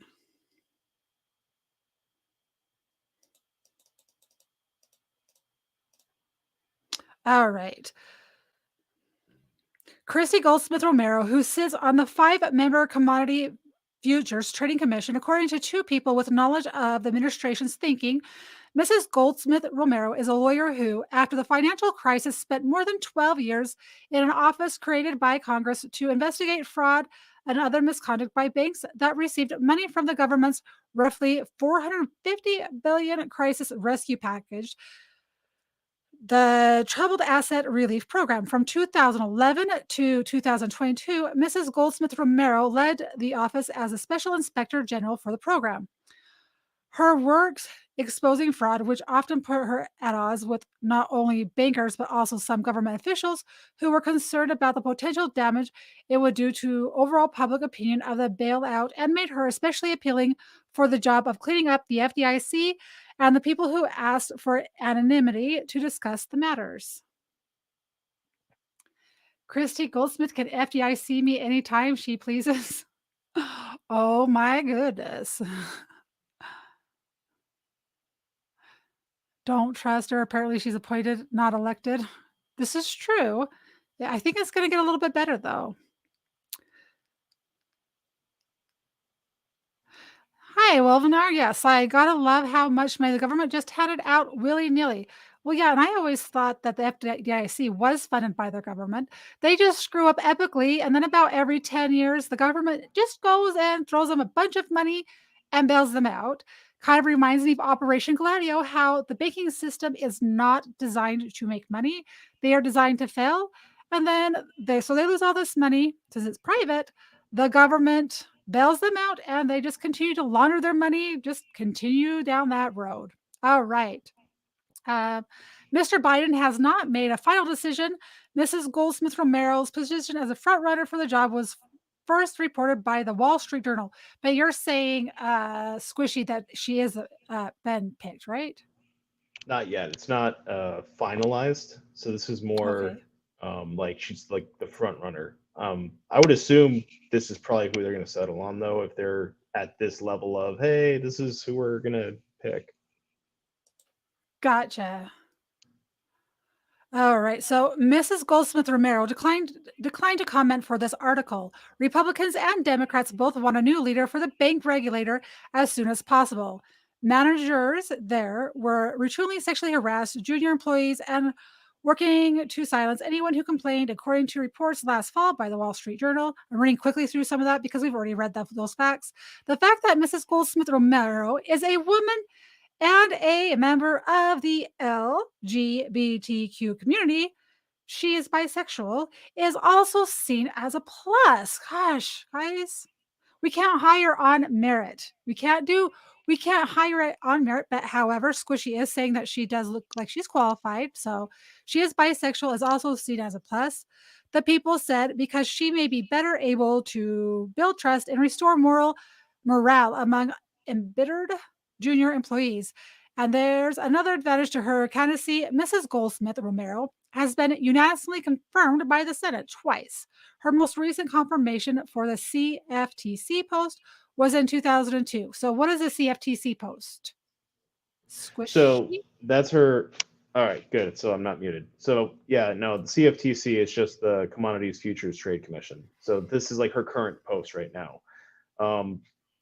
When they're talking here, they're talking about the paperwork that she has to do to like get through the whole nomination, and yeah, you have to do like a background check for a lot of these types of positions. To be at the FDIC, there's a whole bunch of like checks and stuff you go through. It's not a security clearance. It's like something below that. It's like public trust, I think it's called. But I mean, they do go back through your history and I think like talk to your references. And you have to have everything accounted for like the last 10 years. And it's a massive pain, let me tell you.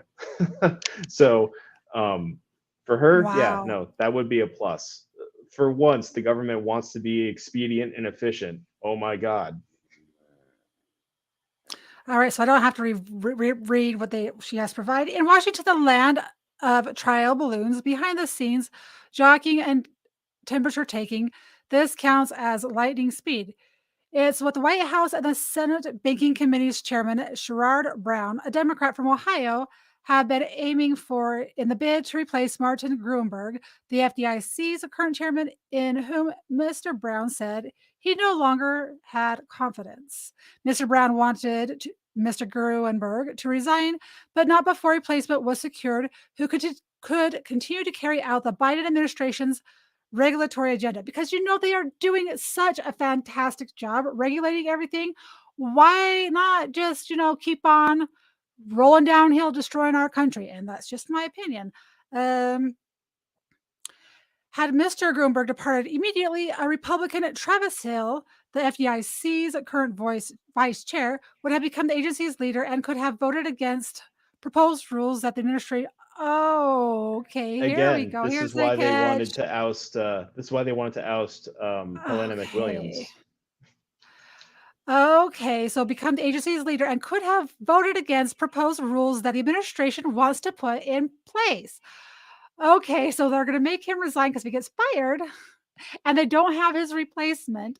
Then a Republican gets to vote down everything that they want to pass. That's going to totally ram you up the rear end. How's that?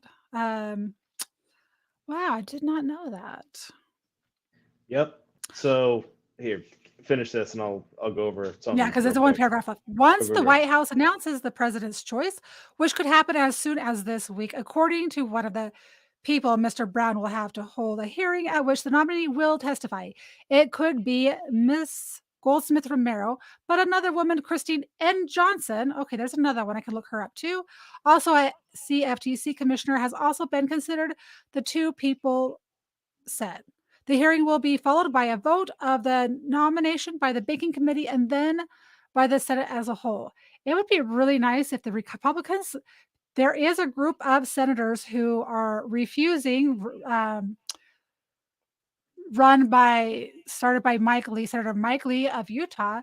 He formed a letter and he's trying to get all of the Republicans to sign it, saying that they refuse to sign off of anything else slow down, that the Democrats are doing until something with Trump's investigation. I'll have to find the letter, but they're refusing to move ahead with anything the Democrats propose due to the Trump case. All right, Mrs. Johnson declined to comment for this article. It's a tight squeeze, but that timetable could put a new leader in charge of the troubled bank regulator well before the presidential election in November. There's another angle to this, I think, too. So a lot of this article really did kind of strike me as, hey, we need to get this guy out of the position. But what I think this timing works perfectly for the Democrats is because the chairmanship is, I think it's like a 4 or 5 year term. 5 year. So yeah, 5 year term. So if you can get Marty out and you can name someone else right now, even if Trump wins the next election, he's not going to be able to choose an FDIC person. Okay. So what is this person's term? Originally, if Gruenberg were to stay in office, do you know when his term is supposed to originally be up? Yep, it would have been up probably right. So assuming Trump won this next election, his term would have been coming up and ending basically right before Trump leaves office. Because I think he got remade chairman, I think in like 23. Really? Yeah. Because let's see, Helena McWilliams started in 2018, and her term would have been ending in 2023. Yeah, that math checks out. So yeah. So I think this is also serves as an additional insurance for the Democrats, because right now, if they can get a Democrat appointed there and approved, then you've locked in the FDIC for, for the next term. 5 more years. Even Yeah. yeah. Wow. And it looked like they said that Gruenberg served 4 consecutive terms. So for 20 years, is that accurate? It kind of sounded like from what I was 4 reading. terms does not sound right, but I mean, he has been in for a long time. He is 100% a swamp creature in a what's supposed to be a non-political office. See, Sheila Bair was in charge in 07 and 09, and I think through 2012, and then I think Gruenberg took over after she left. And then Helena McWilliams took charge after that. Wow. I think hard out there for a pimp is saying that Indiana passed a law. You have to use your ID or driver's license to verify your age to view pornography as of July 1st. Prudes. So I don't know if he's saying that violates the First Amendment of free speech, which I don't have any position on that because I don't look at that stuff. So I don't really have opinion on that. And other than it does violate your First Amendment. Okay, so this guy's going out of office, or they're going to push him out of the job. They're going to replace him. It looks like the 2 people who they're considering are both female, and that angle about the Republican angle is very fascinating. I did not put that 2 together, but that makes a lot of sense. Where do you see everything going with the way the US dollar is going, what they're doing to the US dollar? Do you have insights on that? That's the only downside to where my position is I was a much more boots on the ground type person than I was like high level decision making. A lot of the stuff that we see dealing with like the monetary and the currency stuff is more on the the Federal Reserve level, and then also whatever fiscal policy Congress decides to crap out every year. So a lot of my insights are much more along the lines of what everyone else sees. when I was at the FDIC, I mean, the biggest thing that the FDIC manages is community banks. So the people that are much more on the ground dealing with the community, like the bank president is in the same farming community as all the people he lends to. Those banks are in trouble. And it's not that they're hurting. I mean, they are, but not in the way that we maybe saw back in 07 and 09. But they have to compete for deposits. They have to deal with a lot of people moving out of the rural areas, going into the cities, where the competition for deposits is so much higher. And then, of course, you've got to deal with trying to lend in those areas, and you're dealing with like the Bank of Americas and the Chases and the Wells Fargos of the world, and it's a hot mess. We've been seeing for decades now, a bunch of community banks have been just bought out, snapped up, failed, all sorts of things that's just lowering the numbers of community banks out there. And those banks are usually the ones that are most willing to work with people in the community that maybe don't have the best credit scores, or maybe have some distressed cash flows. Maybe you got hurt at work, but the bank is willing to work with you because the guy actually knows you as a person. Yeah. And I think the fact that community banks like that are becoming endangered is a massive problem. The FDIC does not. We have not seen the FDIC have a lot of de novo banks applications go through. And prior to my exit at the FDIC, I know that they were really trying to work hard to get those applications through and trying to simplify that process. After I left, I don't know how that's going, but since Chairman McWilliams left, I assume that's stalled.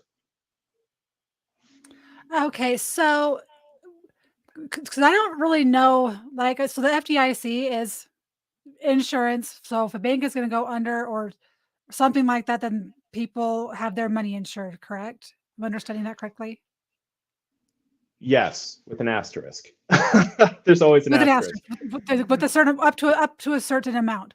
So what role does the FDIC play? Do they play a role in some of our banking crises? Do they have anything to do with regulations? What do they do? I don't know what they do really, except for they're supposed to be insurance for banks. Good. Well, one, good. The FDIC likes to be kind of more shrouded in secrecy. In that, when we close banks, look at me. When they close banks, they would prefer that no one knows that the bank even failed until you show up on Monday to withdraw your deposits, and then there's a new name on the sign. The FDIC was established to promote public confidence in the deposit system, right? Because back in 1933, when the FDIC was formed, there was no deposit insurance. If a bank failed, your money's gone. And we saw that even in like the USSR when it failed, or when like in Yugoslavia when they stopped being communist, banks failed, people lost their money. It was the same thing with the US. What the FDIC does is they have a division called the DRR, the Division of Resolutions and Receiverships. They manage bank failures. The preferred way that the FDIC wants banks to fail, if they have to fail, one, they prefer they don't fail at all. Duh. Usually the FDIC prefers to act as a middleman. So if a community bank has very low capital, or they're about to suffer a liquidity failure, which is you literally run out of liquidity to meet your demands, they would prefer that another bank of preferably a similar size steps in and assumes the deposits. There's some differences in that where, okay, the deposits are the most important part, but maybe there's also assets that go along with it, like loans that the bank has made that are actually still good. Okay. So they're still bringing in money through. So they're still bringing in money through interest on loans and getting payments that way. The bank's going to go under, so they encourage another bank of equal size to preferably either buy it up or take it over and assume some of their losses. Is that? Yeah, and there's a couple different ways to do that. The biggest thing is assuming the deposits, right? As a customer of a bank, like if you had a Washington Mutual savings account, like I did when I was a kid, and they Hmm. failed back in '08, I guess, '09. The only thing I saw when they failed was that suddenly I got a letter in the mail from Chase going, "Hey, you have a Chase account now." That's all I knew. Oh, kind of like That's when I the had my mortgage loan, when I originally got it, it in 6 months, and this caused me to make a late payment, by the way, because I didn't see a piece of mail, but they changed which bank held the note, I think 3 times before it finally settled in 6 months to the same company. yeah. Yeah, I mean, loans get sold to other banks all the time, so that happens. Sometimes it changes servicers, which is like the people that talk to the customers and collect the payment. Um, and sometimes when banks fail, yeah, they'll take on the loans, they'll do the servicing and all that. Sometimes if a bank fails because they made bad loans, other banks, don't want to buy those loans and don't want to deal with it. It's true. So the FDIC does have the power to also enter into loss sharing agreements with you, saying, hey, the FDIC will go to a bank and go, look, we know this is a bad loan. If you take it and you handle it, we'll like help accept some of those losses. So you have less of a loss on your hands and you're doing a service. Okay, so okay, go ahead, then I wanna ask you another question. Okay. In the event of a very hard and fast failure, so think SVB when they failed, right? They were a liquidity failure. They ran out of money on Monday, and th- there was no time to plan, no time to make no time to get a merger going. So the FDIC, I correct me if I'm well, I may be wrong, but this is what I believe happened. I would have to recheck what happened, but I believe the FDIC made a the FDIC can make its own temporary bank to bridge that gap between the bank failure and someone else taking the deposits. And I'm pretty sure that's what happened at SVB. Okay. SVB was in Silicon Valley, right? Yeah, that's Silicon Valley Bank. Okay, I have my little theories on that bank, but it goes more along with Operation Gladio and the International Syndicate. Through this whole process that they have, part of their infrastructure is the banking system. So they have banks, and then they have like little tiny banks, and the goal is not for them to make money. The goal is to launder money. And I know that the person who ran that bank actually had ties to Jeffrey Epstein, who had ties to this group, that group, which is more than likely part of this international syndicate. So them losing money and the federal government making sure that those people got paid back and didn't lose their money. Well, where did that money go? It got, Hmm. so that's just, yeah. So with SVB, I may have to be careful here what I say because there are still rules of confidentiality on certain Don't things. break any confidentiality at all. I know, but I'm going to say what I think I can say, especially because it's Okay. already failed. SVB had, I believe this is SVB. There's 3 banks that failed. I'm pretty sure this was SVB that killed it. They did not pay attention to their bond portfolio. And they had a lot of unrealized losses due to accounting and the way that interest rates affect yields on bonds and bond prices. As interest rates go up, the prices on these bonds go down, so they become worth less. And a lot of banks that have bonds on their books that were at lower interest rates before we saw these massive interest rate hikes in the past 3 years, any of those bonds they hold are going to have what's called unrealized loss. The bonds are worth less, but they haven't realized that loss because they haven't sold the bonds. Once they Yeah. sell the bonds, they realize a loss.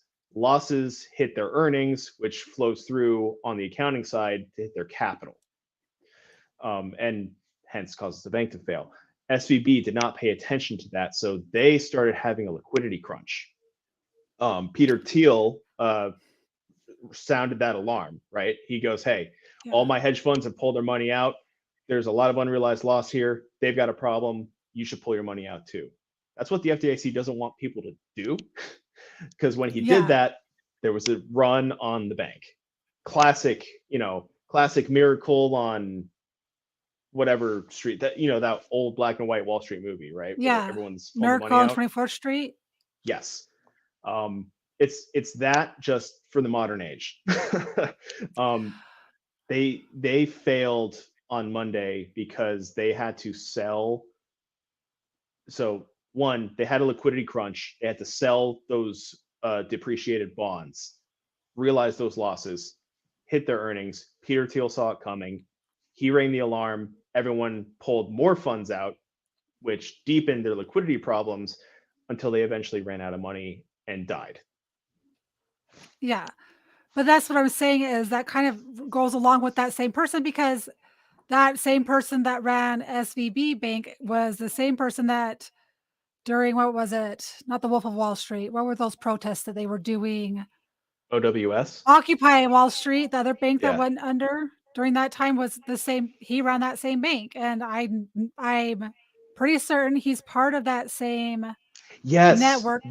I remember who you're talking about. I can't remember his name, but yes, I but know who you're talking about. Jamie Dimon? Jamie Dimon?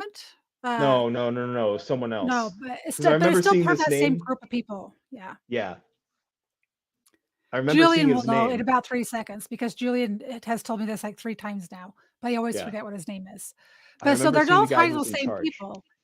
And if you understand Gladio, which you probably haven't watched any of that series, you should sometimes, because then this banking, you might look at banking different and you might not, because you've worked in that world for a long time. Okay, I have a question for you though. So what policies what policies would the FDIC pass that they would be worried about a Republican or Donald Trump being in office? Like what policies would they pass that would affect everyday people? Like that doesn't make sense to me, because I don't know it. So it's not just the FDIC, it's also all the banking regulators, right? Because all the regulators Okay. eventually have to answer to Congress. The FDIC is just probably the more visible one, right? Because you always see their name on everything. They want to come down hard and fast on banks. They want to kill their earnings. They want to tax the hell out of them, and they want to control them. Banking is already the most heavily regulated industry in the States, but they want more Yes. control. They want people's money. They want to know where it is. They want to know what you're doing with it. All the stuff about the central bank digital currency that they're working on. Yes. And also, even look at this. Remember what the IRS is saying about any purchases or deposits above $600, they want to tax you on.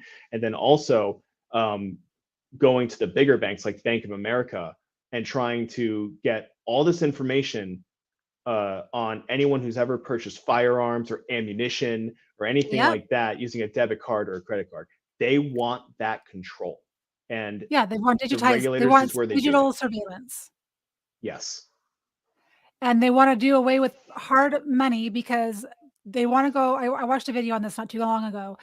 If they went to CBDCs, the banks would actually make more money, because then they're not paying someone 20, 30, 40 bucks an hour or commissions to process you going into the bank and taking your money out or putting your money in. So if they did it digital, they would save billions, if not trillions of dollars a year. And that's ultimately what they're pushing towards, because they're greedy SOBs. Oh yeah, that's the thing about cash too. It is so freaking hard to track. My God, I could rant for hours about the Bank Secrecy Act, which is now I think AML CFT, which is a whole thing.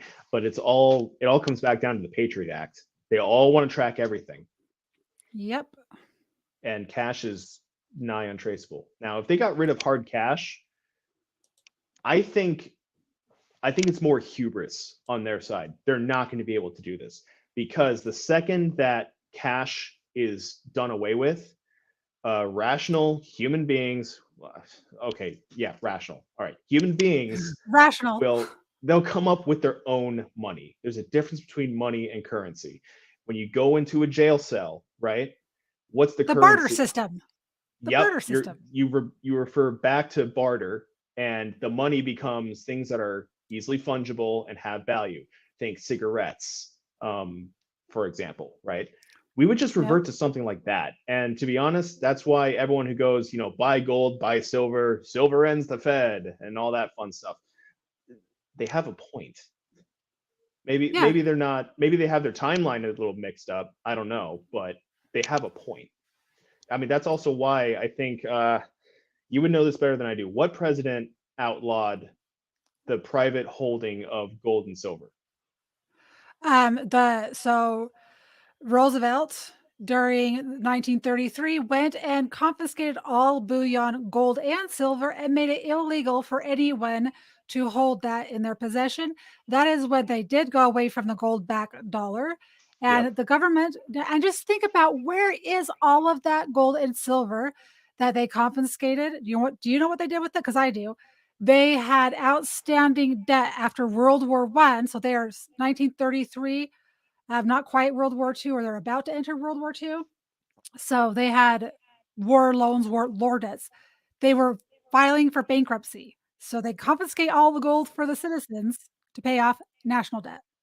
Now let's learn from history now. Everyone who's stacking gold and silver right now, there is no guarantee the government wouldn't just do that exact same thing again. Yep. So be careful, hold on to it. Literally diamond hands. Well, do you know when they started doing tons of like international banking rules? Do you know what year and why that happened? I should know, but I don't I have it do. on I'll the just top of my answer head. for you. I was just curious if you knew. So this international syndicate group that I was talking to you about that used the bait, like there's a picture of it at the Smithsonian. These people went on trial. These different bankers that got in trouble for Gladio, but they would recruit high level bankers and people who would set up shell companies, and all across the globe, not just the United States. They would have all these banks, and then they'd have all these smaller banks, and they would launder the money, funnel the money, and eventually they would get bonds, and eventually it would end up in the Vatican. But they did this in Europe as well. So in Italy, they destroyed tons of the banking system there because they would gamble. They would gamble with. So say I went to the bank and I had money and I just had it there. The people who owned that bank, who were the crooks, would play the stock market. If they lost their money, they would take their earnings and put it into their other little banks that they had somewhere else. If they lost money, then they would take money from the person that put the money in that bank. Well, they did this 2 or 3 times to the point where it was like $45 billion, and this back in the 80s. So they started going under investigation, and after they destroyed the economy in Italy and a lot of other big bank issues. Anyway, that's when they started coming down hard on international banking and money going in and out of banks. It was kind of Yeah, hard out there for a pimp. Yeah, why did your money disappear? I'm saying, if you know the guy, go get it back. Just saying. Nicely, just ask. I'm sure it's behind their fridge. I'm sure they're rational people. I'm just being sarcastic. So you guys don't really do anything with like interest rates or any of that type of stuff. So you're just more insurance part of it. And So it's insurance, but because the FDIC insures banks, we have the ability to go in and actually directly regulate the state non-member banks. Just like if we were at the okay. Fed, we'd be looking at Fed member banks. There's like a division between the 3 regulators. Yeah. So So would they have a say in whether interest rates got higher, lowered? so the interest rates are all more. Those are more set by the federal. I want to say it's the Federal Reserve? FOMC. Okay. But it is at the Fed. It's the Fed Reserve Board. Like they have their meetings Okay. every quarter and decide what they're going to set their interest rate target at. The biggest thing that affects is the overnight, the Fed funds rate, right? Which is the rate at Okay. which banks can actually lend to each other overnight for liquidity purposes. Okay. That makes sense. Do you have anything else to add? Does anybody have any questions? Do you have anything else to add on this topic? It is always fun. It was fun to go in when I was at the FDIC into the group chats I go into, like Nick Ricadas, and be like, "Yeah, I'm literally a Fed." That was always funny. That's funny. But that's more just shit posting and not at all related to here. One thing I will say, it is almost scary how little a lot of people like know about what's going on, or like how few people really do have a plan for things. Like a lot of what we do and see in the news, it feels like there's always overarching conspiracy theories for everything. The more and more I saw of things, the more I was like, oh my God, nobody knows what's going on. Hold on, let me push pause for 1 second. Julian is saying that we don't. Oh my gosh, we're having trouble streaming to your destination. It's possible the stream was ended or deleted on. Oh, did I get deleted from? Uh-oh. How did I get deleted from Rumble? What? They know. But how would Rumble? But Rumble.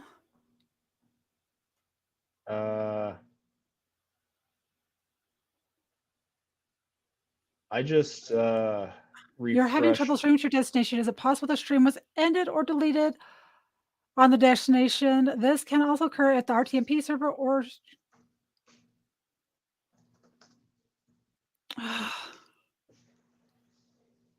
Hold on, let me see. I don't know. They're on tell them to go to YouTube. How would it get deleted from? How could that get deleted on Rumble? We didn't even break any rules. Yeah, no, I don't think we did. There's no way. I didn't break any rules. I'm telling you, I'm the only person I know of that's had 13 videos taken down from Rumble for covering certain topics. The fact that we're still live on YouTube. What the heck? Let me see what's going on here. Yep, I'm completely froze there. You go check stream.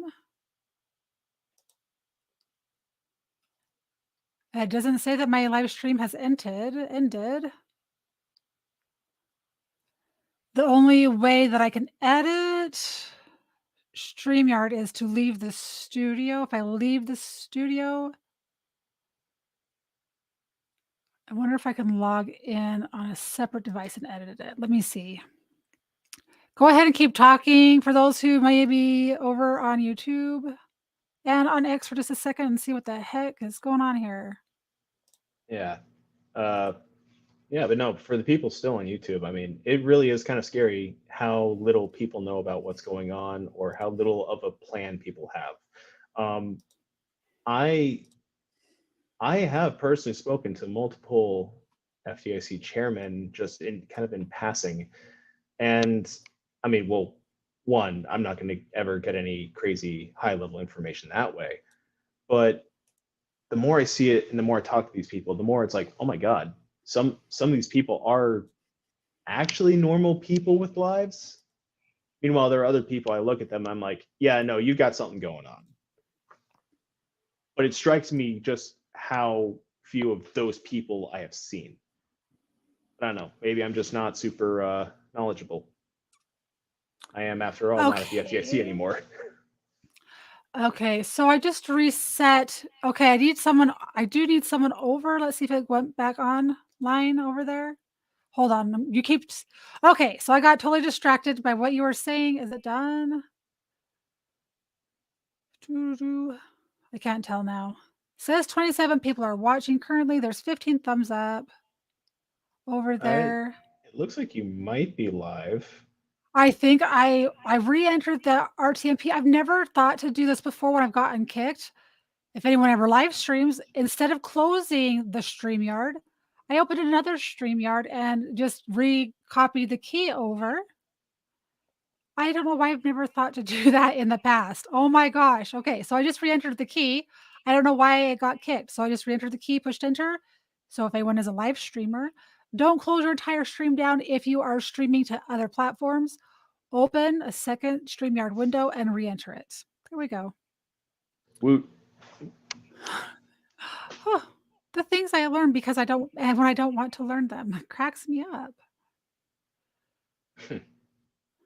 Okay. What was I going to say to you?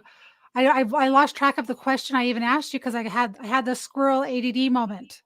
I think you're asking me if I had anything else to say. Okay. And have we answered everything that you know? Just a fascinating story.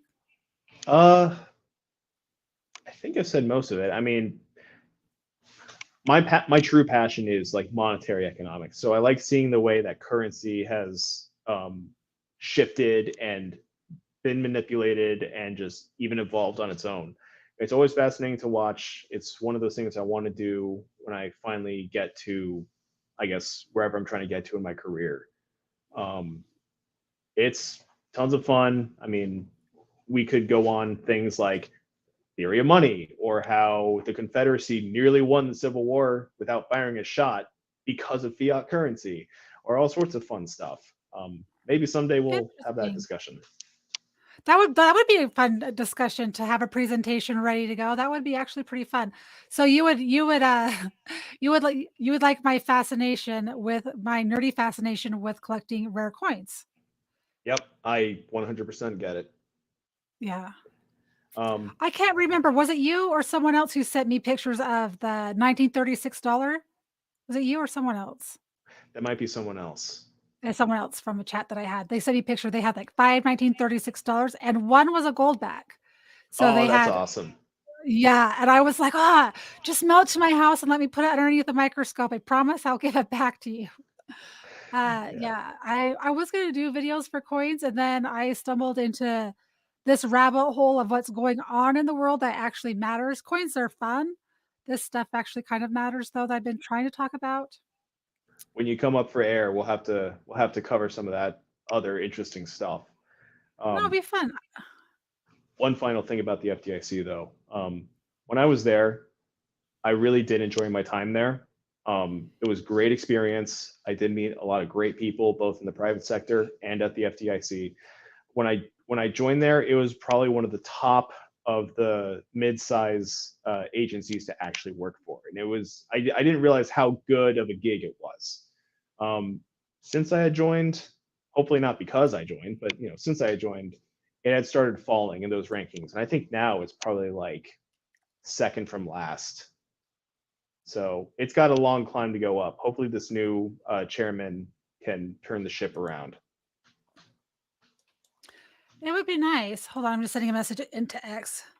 I like how, so in StreamYard, if YouTube integrates and so does X, but I can't chat into X and have it go over. I can't chat in StreamYard and have it be recorded into X, which would be a great feature for them to integrate in the future. So you can have everything all in one spot, in my opinion. Just FYI, guys. So Spoken Joe over on X was saying Lincoln was off for doing away with the central banking, but I didn't realize they had central banking clear back then. Did I lose you? Oh, no, I was on mute. Yeah, the US has had a central bank like twice. Once kind of like way back when. I don't know if it was still around by the time Lincoln was there. But then we did have, of course, in like early 1900s, we did have what we have now get created, and now we're dealing with that again. But with Lincoln, I mean, the reason he made the Secret Service was to help prop up the greenbacks, because they were toying around with fiat currency, trying to get the Civil War funded, and they knew that if they got flooded with counterfeits, they would get their money would literally become demonetized, which is like the worst thing an economy can undergo, and it would have sunk the Union. Yeah. So that's why the Secret Service still handles the counterfeits, because that's what they were created to do. Oh, really? You really think it's because they handle the counterfeits, or do you think it's that they can confiscate money and say it's counterfeit? I don't know. That area of my research is not really on topic tonight, but kind of on topic. Unless you follow me, Well, this is a whole rabbit hole too, so I'm going to avoid going down it. But if you can devalue a country's currency, you can easily sink it. I mean, that's what happened to Germany in, right after World War One. Their money stopped being money. Well, that's what they did in Italy in the late 1940s, like 48-ish, 49-ish. And so Sindona was a banker. They had Calvi was another one. And along with the Vatican, one of the people, Marcinkus, they were destroying the economy because they were taking the money and they were destroying these banking systems that high level people were using, and they destroyed these people, right? And it caused they inflated the dollar and caused the economy and the value of the dollar to go down. At one point, they did save the lira, and then down the road, they destroyed it. Yeah, and this is also why when we started doing all the stimulus back in 2020 and 2021, the issues we saw with inflation taking place right now, that the current administration is trying so hard to really kind of, downplay, it was inevitable that it was going to happen, because when you create all that money, what happens is exactly what happens. Yeah. I mean, we all saw it play out. Yeah. That's what the Confederacy was trying to do with the greenbacks and counterfeits. Okay. Interesting. That's cool. Well, we're going to definitely have to schedule another show and just have some other, well, I can ask the chat, find around what people want to know about, because understanding the money system, I don't know a ton about it. And I think we just don't learn these things in school. I didn't learn all like this stuff in school, not even in college. I didn't. And I think it's important for us as citizens to know what the banks are doing, what the dollar is doing, and how do we, maybe next time we can do a show on how do you prepare? How do you plan for the worst case scenario? What should you do in different situations? What if your bank is going to close? What should you do to protect yourself? I don't know. Those are just thoughts and scenarios. Yeah, out I there. mean, if your bank is going to close, the preferred situation is that you don't know. I mean, there are bank tellers that don't know their bank's about to fail until Yeah. they get closed. But that's by design. So far, it's worked. Hopefully it keeps working. But I don't know. Bill Dozer over in on Rumble chat goes, and the Fed. That's all I got from this conversation is and the Fed. I agree. If I honestly would close the Fed, I would defund the FBI, the CIA. I would downsize our government. I would get rid of, if I was in office, I would say get rid of the Secretary of Education or whatever that position is. Get government out of our lives and let us, what is it? Police yourselves, or what do they call it? It's Self-governance. govern yourselves, right? You govern yourselves. You don't need a government to govern us. We govern ourselves. And when most people will govern themselves correctly, we don't need the government to tell us how to run our lives. We have our Constitution, and we should go back to our Constitution as it originally is. For a recent example of what that looks like, look at the Wild West in the U.S. Those people were completely separated from their government geographically and practically, and so they were the closest thing you would have to self-governance. Cool. All right, so I am actually going to end the stream. So do you have any socials? You don't have a channel, right? Is this your first time going on a stream? Yeah, it's my first time ever talking. You did good. Thank you. Thank you for being here tonight, and thanks for coming back after you had to do some honeydews or whatever you were supposed to do. I appreciate that, and I appreciate you taking the time to explain things about the FDIC that I don't know about. Most people probably do, but I didn't have a clue. So with that said, I'm going to kick you, and then I'm going to, if you want to stay backstage for a minute, I'll say goodbye to everyone, and then I will come back. You can mute or whatever. I won't be able to hear you anyway, but you choose. You either stay around or you can go. All right, everyone. I just want to say thank you for being here tonight. A little bit of a different topic. SquishyHunter had messaged me previously in a different chat to ask if I wanted to talk about that, and I didn't know that what was going on with that. So it was good to force me to do some research and get educated on those type of topics. It always makes it fun. Takes what's hours and will still execute the entire federal. Hold on just a second. You're typing too fast, hard out there. Yeah, that's part of a lot of that. You're on the right path. All right, guys, I'm going to say good night. Tomorrow night is Wednesday. So tomorrow during the day, starting at 3 p.m. Mountain Time, which will be 5 p.m. Eastern Time, we are having another World Health Organization thing. You know what? I just want to pull up this video right quick. This is important for us. I'm just going to have you watch this video. And it's tomorrow's discussion. Just give me 3 seconds. Give me 3 seconds to share the screen, and then I will say goodnight. Let's see here. Where is it at? Oh, here we go.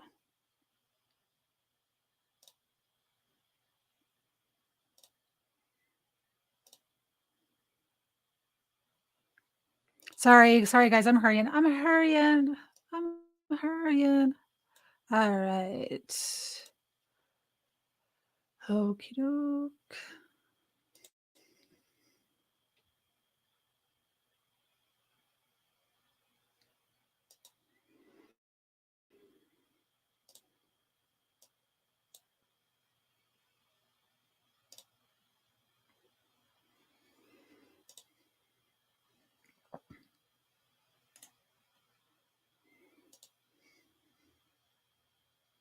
Really wonderful. Okay, militarization of public health. Anybody that knows me knows that I've been talking about this for a little while, but it's important, ladies and gentlemen, to understand that public health has been turned into a weapon itself, a mechanism itself. You might have noticed that Tedros Adhanom had hearings last month in May, trying to get a consensus amongst all of the world's governments. Hey, give me plenary power, because we got to eradicate viruses. Forget about the fact that humans are viruses. I need your power. By the way, he was a warlord in Ethiopia before he was the director of the World Health Organization, and he is not a doctor in medical sciences at all.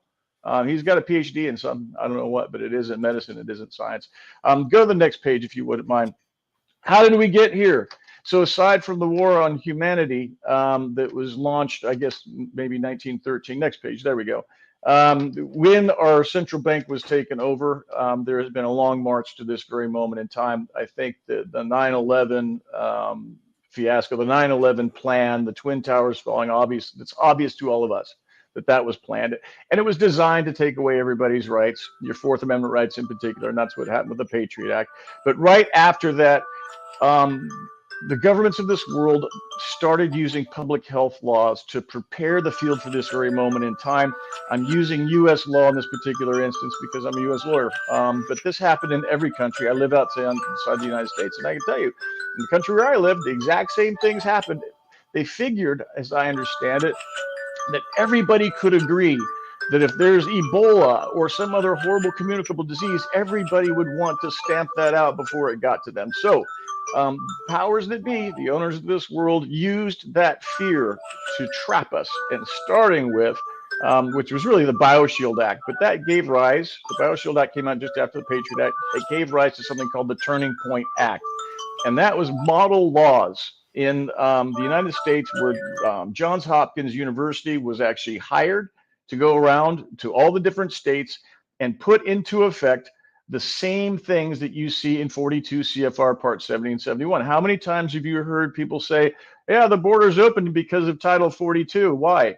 That is medical martial law. When a public health emergency is declared, your human rights are suspended. And just prior to that was the declaration of a national emergency. That means your constitutional rights were suspended. None of those rights have come back. And what you find in 42 CFR Part 7071 is you don't have any rights. The CDC is in charge. They can make vaccine passports for you to leave your town or your state or anything else. They can hold you. They can detain you. They can treat you. They can do anything they want because you have zero rights. And you can't even seek court redress. Why? because in 2016, and we'll get there in a second, when the tenements of 42 CFR Part 77 went in, our government combined public health, law enforcement, the judiciary, and corrections into one function. So when those magic words are uttered, guess what? They're all one, and they're not going to come to help you. And so you see this reflected in 42 CFR Part 771. The state versions of that, the model healthcare law was put into 26 states, not 50. I think what happened is that Trump actually, his existence slowed all that down. And this is why you saw the disparate treatment of COVID when they rolled it out. Some states went with it, some states didn't. And that was definitely not the plan. You see that public health was also moved under the DoD after the creation of Title 42. That's medical martial law. And you see through the National Defense Authorization Acts of 2019 through 2023, all authority eventually rested in the DoD, the Defense Health Agency, militarized public health, right? If you're going to prosecute a war on humanity, wouldn't you use a military force to do it? And that's what happened. Last month, full circle, item number 4, Tedros was planning on taking control of every single country's healthcare policy, and backed up by who? The U.S. Department of Defense. That's the agreement they already struck. What you saw last week or in the end of May was a joke. It was designed to fool you into thinking that was something you were arguing over. That's a done deal. It's already happened. So if you go to the next slide, you'll see this is what they did in Alaska. I was actually working with a lovely senator in Alaska, Senator Reinbold. We tried our level best to stop this from being put into effect. And unfortunately, we failed. Despite educating as many as we could, despite people showing up in masses saying, hey, please don't do this. We don't want your medical martial law in Alaska. They did it anyway. And so here is the language that we see in 2003.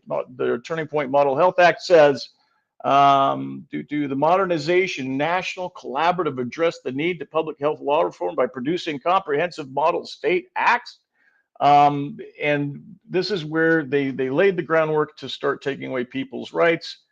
In 2016, next one, you see the Code of Federal Regulations that came into effect. And then immediately thereafter, we started seeing quarantine camps popping up everywhere. Again, a military operation.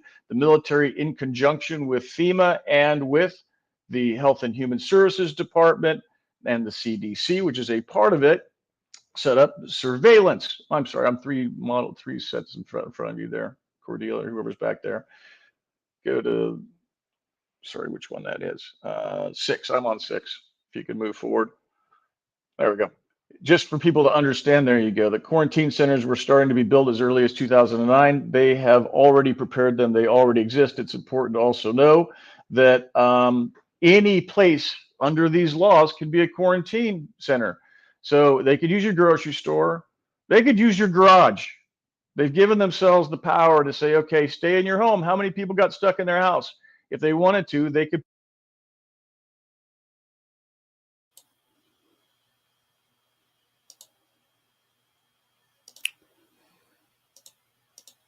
Okay, that is extremely terrifying. Did you guys just hear what he said?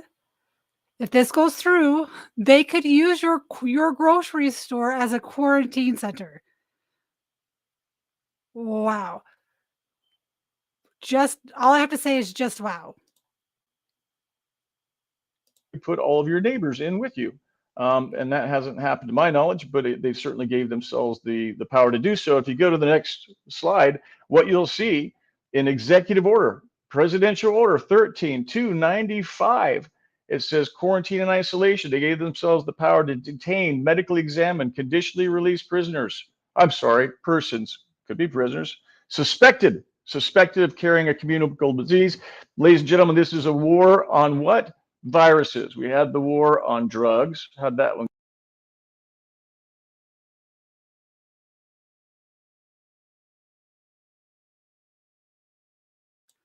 Forgot my mic was muted. Think about what he just said. Suspected. It doesn't mean that you necessarily have it. If they suspect that you have one of those, they can quarantine you. Suspected.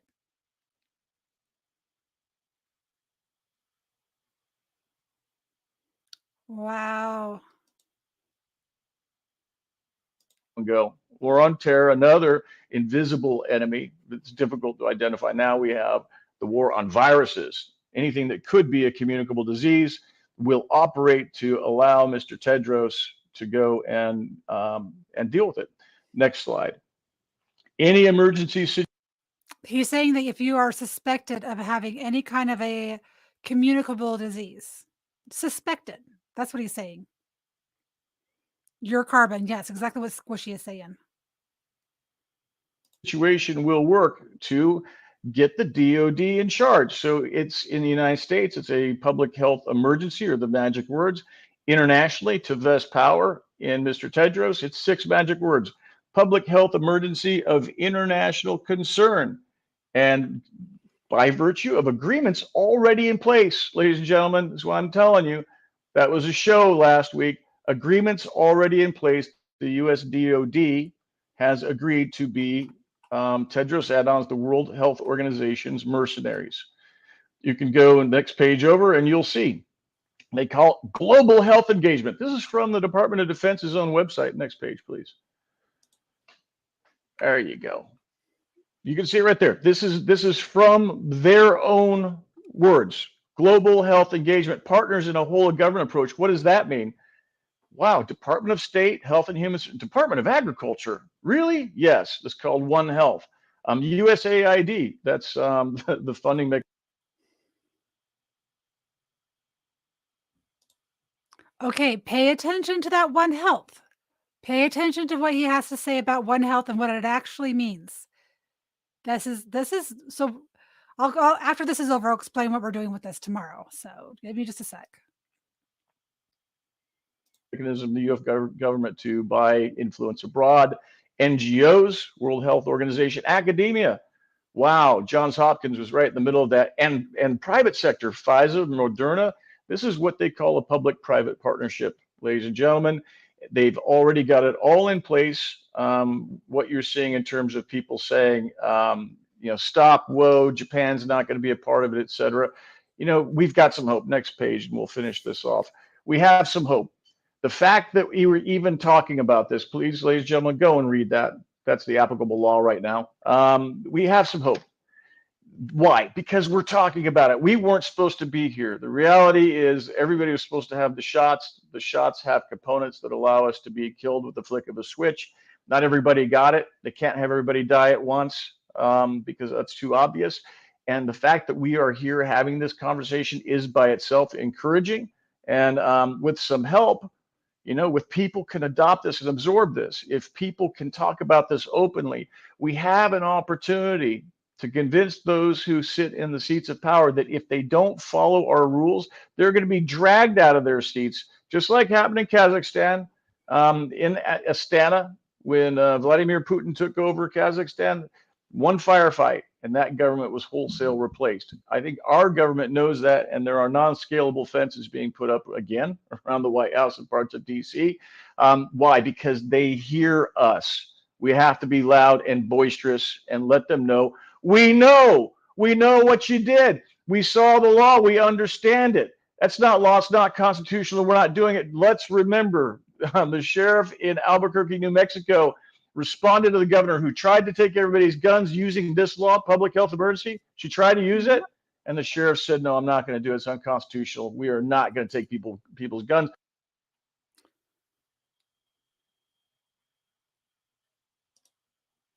All right, so there you have it. So tomorrow, so it's going to be at 3 p.m. Mountain Time, 5 p.m.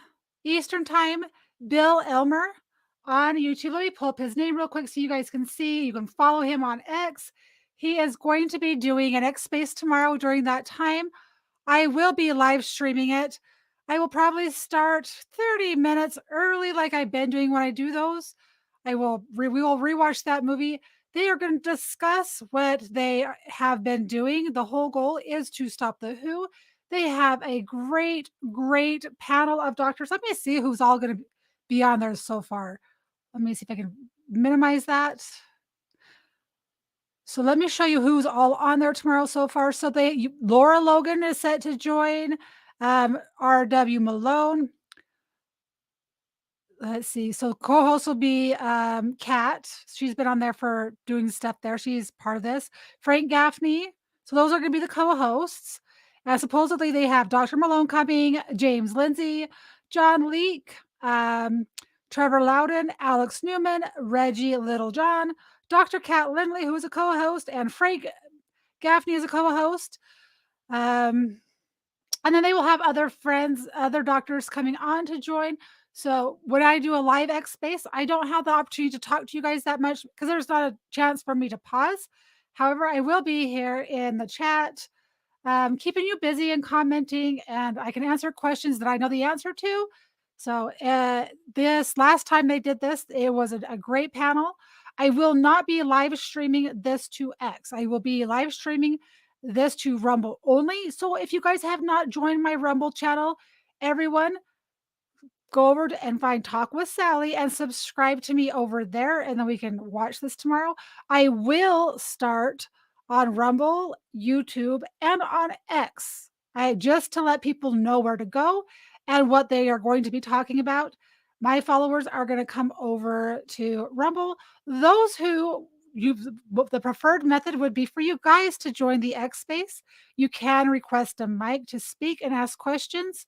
They are very stingy with who they give mics to, but Bill does a good job of letting people speak. He does a really good job at that. He's probably next to Diligent. Him and Bill are probably two of my favorite hosts as far as running a space and keeping things interesting and on track and on the topic at the top and the topic at hand. So once again, that'll be tomorrow at 3 p.m.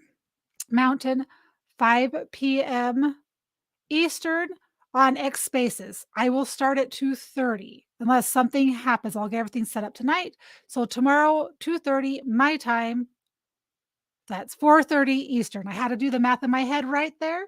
Guys, so I hope to see you there tomorrow.